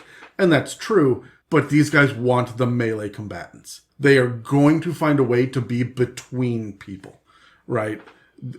Oh, hey, we're playing with flanking rules. Oh, fuck, that sucks for you guys this week. Yeah. Right? Like, because that's what you've always done. The fighter and the rogue have always relied on that tactic. So, I'm very much into this, but I want to lock the players down. Mm-hmm. So, bear traps and nets, right? I love the grapple, but I want to lock them in place. Mm-hmm. I gotta tell you, at home on my desk, because I do Roll20 for my Thursday group, I've got a couple of cupboards above it, and inside I've got these like chalkboard things I can write on.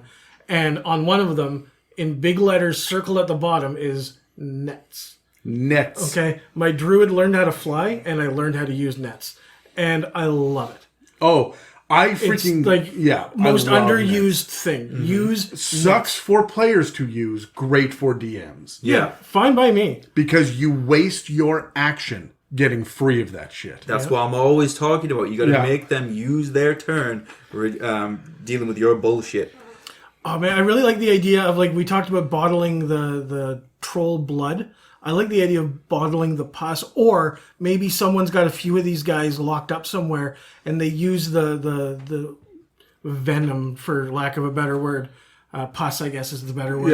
Yeah. They use that to like continually extract it from the Venom Trolls, and maybe that's the moat around the big bad evil guy's castle. I like the idea of just like 8 of these guys just like strung up by the ankles in the back room, and there's like the car wash rollers going by just milking them. Yeah, like over troll milk, and like using it for nefarious purposes.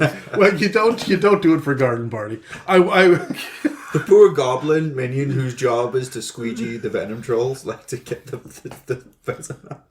That's wonderfully gross. Also, I like the idea, like, you know, you get sprayed by a skunk, it sticks around for a few days. Oh, yeah. I like the idea of these guys getting hit by a Venom Troll as they're, wandering through the whatever in the city, and then they get called to go and speak to the local noble, and they got to go and stand in front of him, just absolutely reeking a troll. Yeah, they need to go get a bath in tomato juice. Sorry, tomato juice. or prestidigitation. Like, oh, you guys don't have that?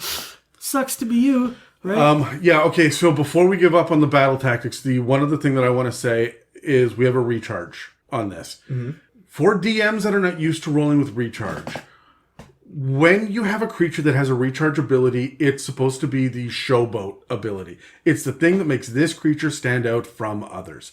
It's the loathsome limbs that are another thing. If you're going to play with that variant, that makes this monster very different from every other monster they've fought.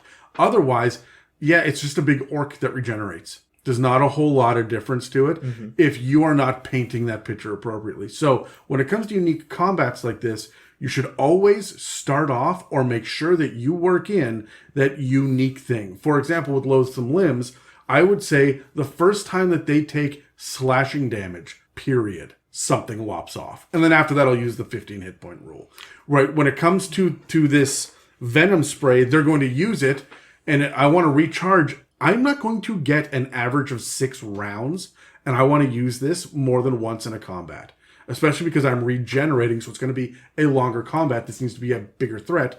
So it's going to recharge on a 6, but go off a minimum of every 4 rounds. Right. I mean, a quick peek behind the DM screen, right? Like, I do metagame some of the stuff. When we're fighting a new character, when they're fighting a new monster or something, I'm going to showcase what they do. Yeah. Every time. Because I want them to think, hey, remember the time this happened. Yeah. Well, it's not just that. I want the world to get bigger. I want them to realize that, well, it's not just all axes and wands, Yeah. right? There's some funky, weird, innate magical shit going on, and not just with the spells you cast, but in the creatures you encounter, right?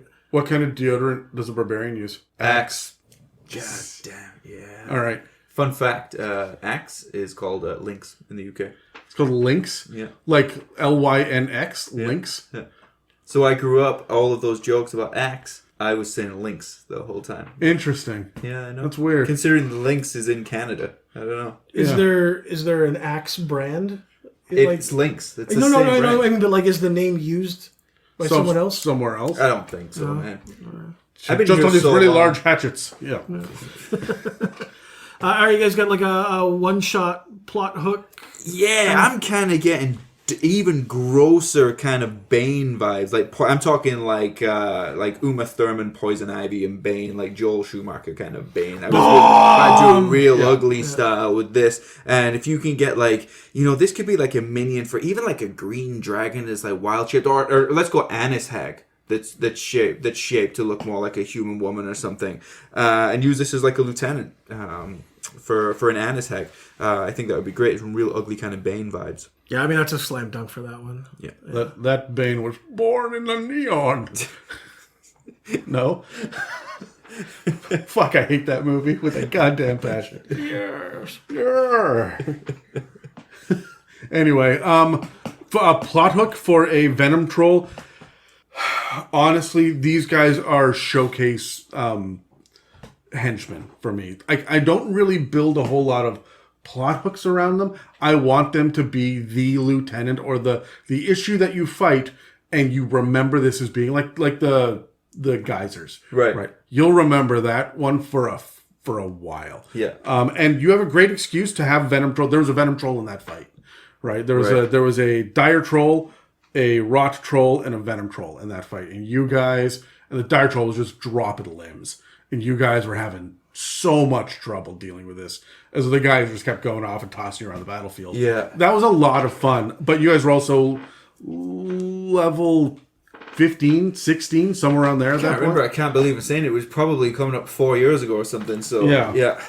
I really enjoy the Venom Troll as a set piece encounter. It's interesting because while they do have decent, not great, but decent mental stats, they don't speak to me as the big role play social. I'm the big bad guy of this chapter of a regular troll, a dire troll, maybe a spirit troll, but not a Venom Troll. Venom Troll, I know what I'm going to use him for. He's going to have offspring, and I'm going to name him a Carnage Troll. Oh, very clever. I hate it. Woody Harrelson. I haven't seen that yet. It was a movie. Yes, I believe that. It's got to be better than Morbius, and I did see that. I usually say, not that we'll stick on this, I'm usually like, you guys better get over it, don't be so nerdy and getting mad at stuff. But I loved Venom when I was growing up. Oh, my favorite. I fucking love Venom. And then it ruined it for me. But yeah. Did you prefer Topher Grace's? I legitimately prefer Topher Grace as Venom. I mean, I have to say yes, but it wasn't that I enjoyed It's not that because it was so one. good, it was just because the other one was... Yeah. Well, Topher Grace does look like evil Tobey Maguire, so I'm fine with that. Yeah, they kind of did that well, yeah. Anyway, Dave, do you have a... I also didn't like Tobey Maguire, but fine. Go on.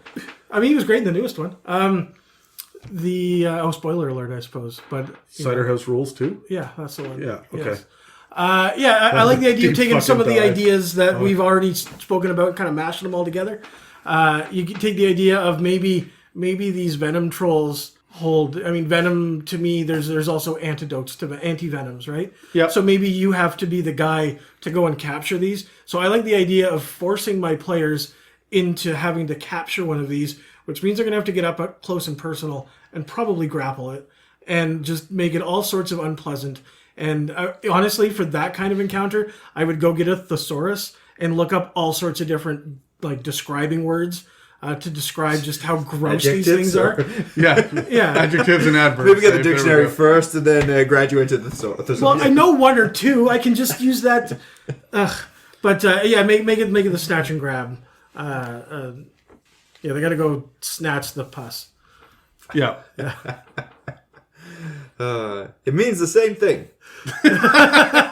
God damn. Okay, friends, if you haven't already, don't forget to follow us on Instagram, Facebook, and you can catch us at r/itsAmimic on Reddit. If you have questions, if you want to talk to us, mailbag episodes, you can email us at info@itsamimic.com, and we will get back to you. So that brings us, I guess, to the last one, because my dice hate me today. And that is the Rot Troll. And I have to say, I love me a good Rot Troll, because I love me a good aura. And that's what we get with Rot Trolls. So, a troll that is... It says in the phrasing in Mordenkainen's is a troll that is infused with waves of necrotic energy. As it regenerates, can develop a symbiotic relationship with the deathly power. This makes sense to me because if you look at the Spirit Troll, which we're going to get to in a future episode, that one's all about psychic energy. If it drops with psychic energy, then it becomes a Spirit Troll. The Venom Troll has clearly been poisoned in the past. There's an Ice Troll. I feel like depending on the kind of damage it takes, if it's not bludgeoning, slashing, or piercing, and if it's not fire or acid, clearly, then there will be that kind of troll. We need a lightning troll and a thunder troll and a force troll. I really like that idea of the Elemental trolls. Well, the troll dropped to 0 hit points when necrotic energy was used. Therefore, it came back as a rot troll. That's why it regenerated this way. When you hit 0 hit points, but it wasn't the right kind of damage. So, the body withers, the flesh starts to slough off of it. It degloves in little bits and pieces that kind of flake off. The picture itself almost looks like it's on fire, but it's really just shedding its skin in really nasty, gross ways as necrotic energy pours off of it. Again, this is a CR9 creature, so it's even more powerful than the Venom Troll, and it's because it's got a better AC. It's still large, it's still chaotic evil, but the AC is up to 16 now. It's 12d10 plus 72 hit points, giving it an average of 138, which is a shit ton. Yeah, these are beefy trolls. Yeah. And again, still just a speed of 30 feet. There's no reason it would be any faster than that. The con is even higher than the Venom Troll, which makes sense. The strength is still through the roof, and the dex is the same, but we have now tanked the social and the mental skills. So charisma is a 4. It is way down there. And that's about as low as we get with trolls. So that's really the weak point. And I think it's because you're not going to socialize with this thing. There's not going to be a performance check for one of these guys. It is going to be there. If you want to put it to sleep or use one of these charisma save spells, that's what it's going to take to deal with a rot troll. The perception is +3. They are immune to necrotic now because, of course, they are the same way that the Venom Troll was immune to poison. And it has dark vision up to 60 feet, passive perception of 13 now, which means it knows where you are and it's coming for you. Still, it speaks giant. That's no surprise. But this is the only one that doesn't actually regenerate. Mm-hmm. As a matter of fact, it degenerates. So, at the end of each of the troll's turns, each creature within 5 feet of it takes 2d10 necrotic damage unless it's taken acid or fire damage since the end of its last turn. So it's radiating essentially, think of like toxic radiation coming off of it, and the only way to knock it back is with fire or acid, which is going to close the wounds for a round before they open up again and start to just wither everything around them down with necrotic damage. Interesting. But there is no regeneration feature whatsoever on the Rot Troll. Again, we got multi-attack, which is 1 with the bite and 2 with the claws. And this got hit by the multiverse of madness. The Mordenkainen presents Monsters of the Multiverse. And so we have... The differences are just the fact that it goes from chaotic evil to typically chaotic evil, which is just wiggle room so that nobody calls wizards racist anymore. And then the attacks change. So the bite damage goes from 1d6 plus 4, which is an average of 7 in Tome of Foes. But then in Monsters of the Multiverse, it's up to 1d10 plus 4, which is an average of 9. Not a big deal. It is a bigger deal when you go from the claw damage which is 2d6 plus 4 in both, but and that's slashing, plus necrotic, and the necrotic goes from 1d10 to 2d6. Now, the average is not a whole lot better, but anybody that knows dice knows you're going to roll better with 2 dice than you will with 1. Your opportunity to roll, you cannot roll a 1 any longer. It's going to be a minimum of 2, and it's going to be consistently better damage with that necrotic damage. I like the Rot Troll a lot because there's not a whole lot of people out there, like players, that are going to be able to withstand that kind of damage. I feel like even poison damage, there's going to be a couple that are going to have some sort of resistance by the end of tier 2, but it's hard to come across resistance to necrotic unless you've got a very specific subclass. All right, guys, you want to roll for some Sure. Some questions? 11. 12? 9. I'm going first. Nice. Proud of you. So how would you do an environmental or social encounter with these guys? Well, I mean, if you're going to hunt them, it's going to be clear that you follow the yellow grass. Not the yellow snow, that's different.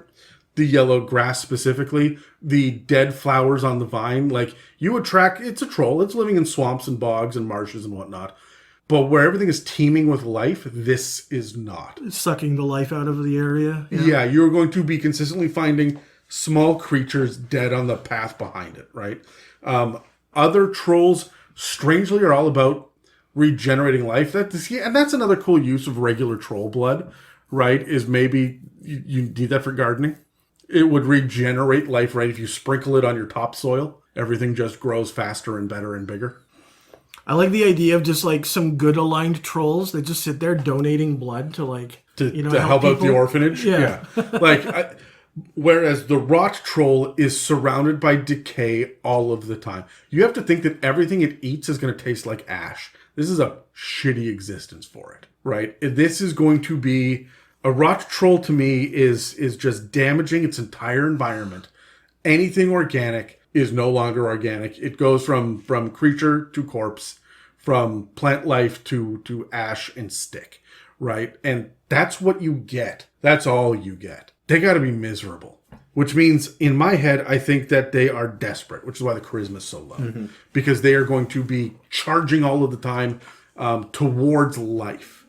And I want to capture that with my environment when you're tracking them down, to really see kind of the shitty place that they've been living and the way that they've been living. And the social encounter is going to be, when was the last time you think anybody touched this troll? You guys ever been like starved for human touch? Right? Like during the pandemic? I'm a touch lover, so yeah. Touch is my love language, I should have said. Yeah. Yes, it is important to me. Like Dan is a hugger, right? Like some people are very much, they need that physical touch. Rot trolls are probably desperate for it, right? That idea of camaraderie. These guys aren't in clans. No, they're solo. They're solo, right? This is how, like, the trolls that got kicked out of the Ordning and then have banded together, it's okay, we can do it ourselves, have now kicked this guy out too. And he's by himself, just rotting away everything around him. And not getting better. Like, I like he doesn't have regeneration thematically that fits. It sucks for a troll, but, like, you got to think, this is, here we go. Here's the first troll to have an existential crisis. Sure. I mean, yeah. I love it. Yeah. Who is next? Terry. Me. What was the first question, Dave? I'm sorry. Social or environmental? Yeah. It's tough, right, for social... I don't know. I'm going to need a minute. Dave, you hold your action. I'll hold my action. All right, to me, trolls are traditionally guardians of something. They're guards. They protect the bridge. They protect the swamp. They protect whatever. These guys protect the graveyard. I like the idea of these guys being hired to lurk around the graveyard at night to keep people from fucking around. And that's how they coexist. Nobody wants to be around them because, I mean, nobody up to good goes to graveyards at night, right? So I kind of like the idea of using that as the social encounter. Have them kind of live in this environment of decay and rot, and maybe they thrive on it, right? They're around, that kind of thing, right? That's their environment.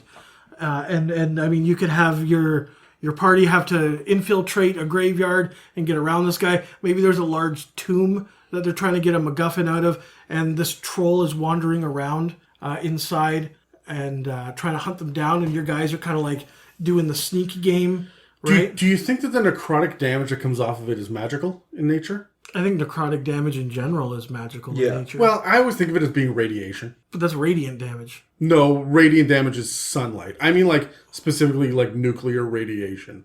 Like, you stood too close to uranium. Okay, so the answer is yes for magical, then, yeah? Oh, yeah, absolutely. So then, my question is, if they're hanging out in a graveyard, are they accidentally raising the dead? No, because they're not... I mean, maybe one of that learned how to be a cleric is. But... No, they're not infusing things with necrotic magic? If anything, it would help the bodies decay faster.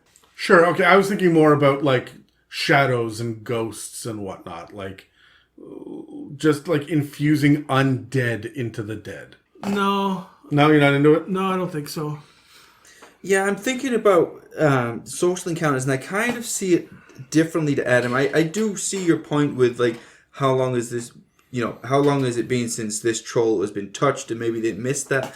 But I think I would play it as almost like a sense of shame in a way. Like they would deliberately hide themselves from the world. Like they don't want to be seen. But they're bitter. These guys are incels. They're posting on all of the wrong subreddits.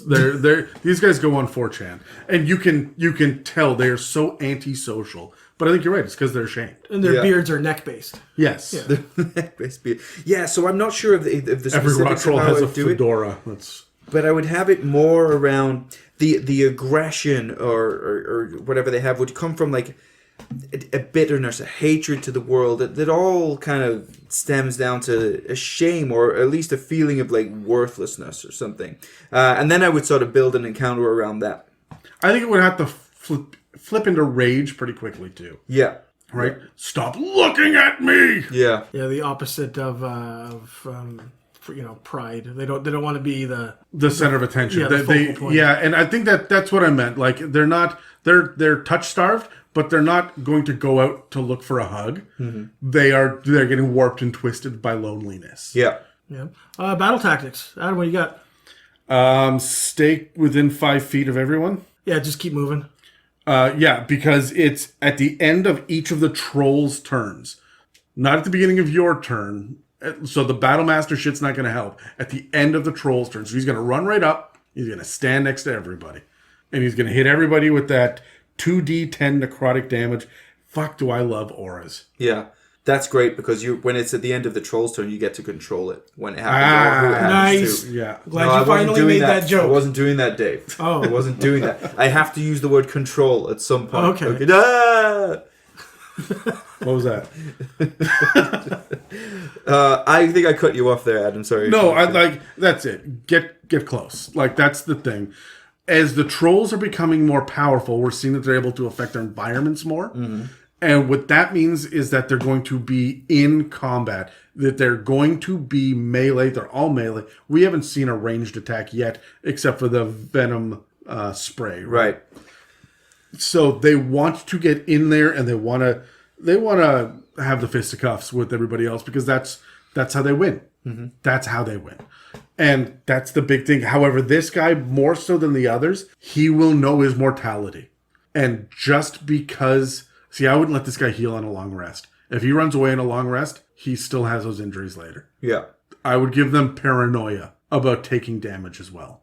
Battle tactics for me, I would play... I see what you're saying, and along those same lines. The last time I said with the Venom Troll, I said grapple them and then hold them in place and essentially let the other player characters do the damage for you. With this one, I'm looking at grappling, and the damage happens at the end of the Troll's turn. I'm looking to grab and then just book it with that player. Get into that tight cave network. You'll travel half speed. If once you've grappled, the damage happens at the end of your turn. The other player characters, I know people and I know player characters. They are not going to follow you on that first turn. They've got that round of, we don't really want to go in there. Maybe I'll try something else. I've still got these different things. Okay, that's fine. Do your round. Maybe you'll catch him if you've kind of gone down the cave and you've gone off a little bit. But the next round, I'm still going. It's like the descent. I'm going deeper into that cave. Now, because you're already grappled, my action is going to be to dash. So, it's half movement, but I still get the 30 feet now. Now I'm 45 feet away in the dark, in the caves, and I've still got your friend, and this is the second round that I'm doing this damage. Now they may want to come after you if they're feeling like good allies. That is absolutely fine. But now you're in my world, and now I'm going to grab another one. And I have dark vision. And the tactic is going to be, I'm taking one of you with me deeper and deeper into this hole, and when that person gets away, I'm grabbing another one. And let's see how long we can play this for. And picking them off one by one. I'm just going to keep grabbing one and keep running. And you don't have to finish them off, because all you need to do is get them to that ledge deep in the cave and toss them 60 feet into the pit. That's it. They're not going to crawl out of that in a round, and they're going to take 66... Wait, what's that? Yep, 66 fall damage from that. On top of the necrotic you've been hitting them with for 2 or 3 rounds, and you're already booking it back to get the next guy. Yeah, I'll get into that underwater lake, underwater like bog or whatever it is. I know they don't have a swim speed, but they have a very high constitution, which means they can hold their breath longer than the other guy. All I gotta do is grab you and get you in there, and good fucking luck. Especially if it's dark and the other people don't know where you are. Love it. Battle tactics, I haven't brought this up in a while. I started in 3.5, and the thing with 3.5 is you can just stat the shit out of anything and you're gonna win, okay? 5th edition, though, you really need to learn the tactics of your creatures, and this is something that I've really kind of seen with the trolls, especially today, is they're so diverse. They do so many different things, and in order to really thrive, you have to be able to identify what makes them that good. And focus on it. And yeah, these guys, it's all about proximity. It's getting close, right? What did we say it was 5 feet? Yeah, it's within 5 feet. Okay, I honestly, I was thinking the idea would be neat to maybe increase that to 10 feet. Maybe they're on the other side of a door, or maybe there's like, some way that they're affecting the area around them, but the players can't see it. Ask me what the plot hooks. I got a plot hook. So now that I have completed my No, I want to leech on your thing for my. I mean that's what I got, right? What do you got for plot hook? Okay, so a dark mysterious stranger has rolled into town. They have taken over the small altar in the temple that is behind a door, and it's like a 10-foot by 20-foot room. And they have placed a magical item deep in the room, and anybody that goes into it starts to just wither and die, taking 2d10 necrotic damage every round they're in there. And everybody's going to think it's this item.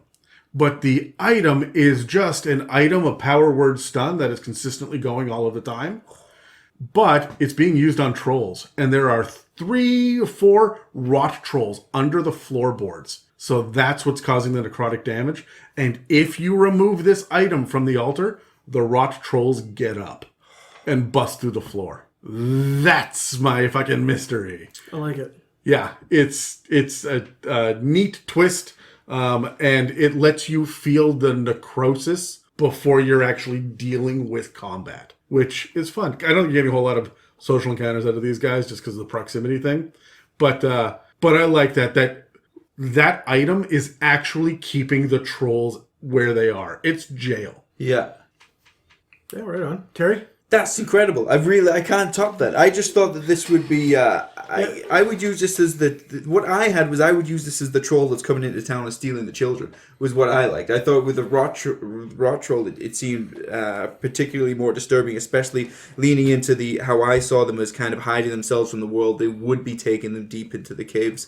And I thought that sounded like it would have been really fun for me to flesh out. However, Adams was fantastic, and I don't feel like I can top that. So I mean, all I had was I was thinking that if you had, the local town had poisoned water, these were the guys that were leaching into it and poisoning the water. You got to go and stop them. That was gonna kind of be that you feels, win. That feels Venom-y as well. Like I could use either one for that. Mm-hmm. Yeah, I suppose. All right. Anybody have any more thoughts, comments, questions about trolls here? No, not particularly. I like trolls, but we have another episode coming up about trolls shortly, so.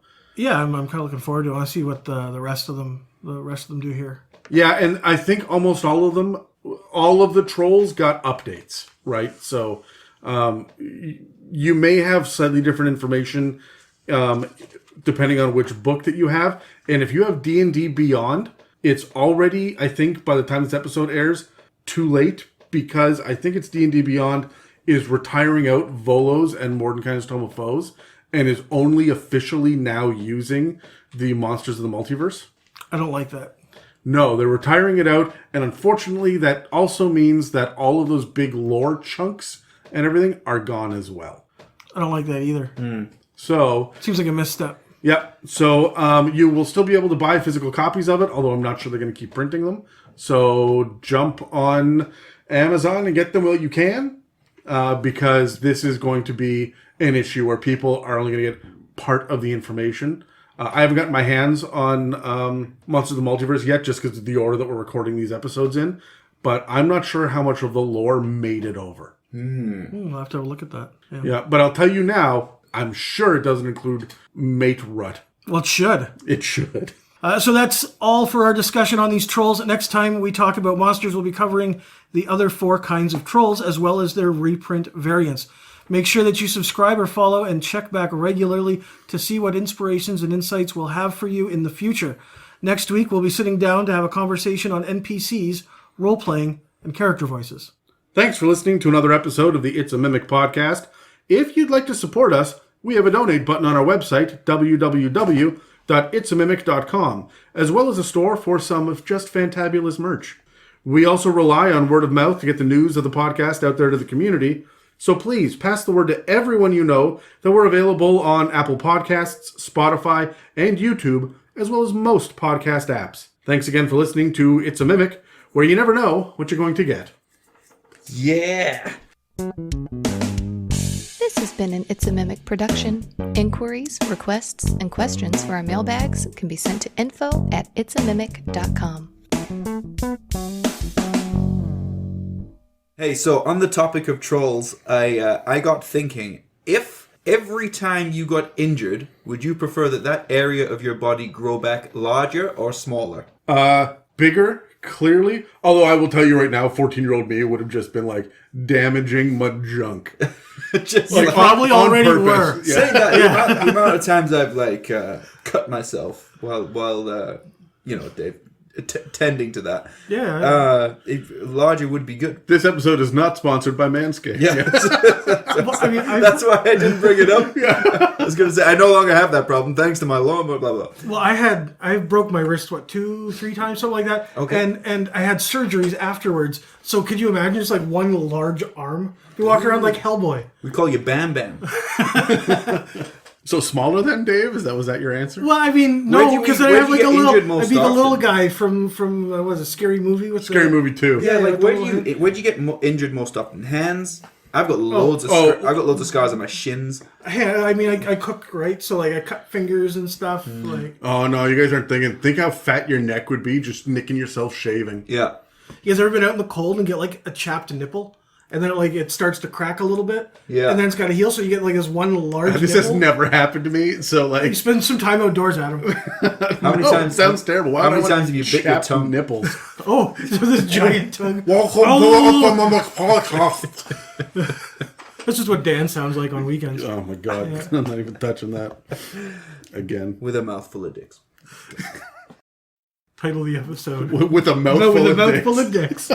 Keep them waiting to figure it out till the very end. Love it. Well, it's Kyle's fault, clearly. It is 100% Kyle's fault. He's editing this, I think. No, this is Brad. No, it's Brad. Oh, he's editing. No, it's fucking Brad's fault. Oh, it's fucking Brad. Fucking Brad. Right? Fuck. Brad's alright. We give him a hard time. I'd give Brad a hard time. I saw someone in a movie that looked That's like going to make him it the into a other day. secret clip folder. Sorry, Derek? Was it the Social Network? I can't remember. What the hell was I watching? But there's somebody in there I was like, that looks like Brad. Anyway, this anecdote is not good without the reference of what it was. Was it Zombieland? No. Adventureland? Superman. Yeah, we'll get there. You look like Jesse Eisenberg is what we're saying, Brad. Yes. We have fun. We have fun here. We're all ridiculous. So is this the post-credit tangent? No, this is entirely up to Brad whether he's going to throw this onto the end of the episode. I mean, it's fine.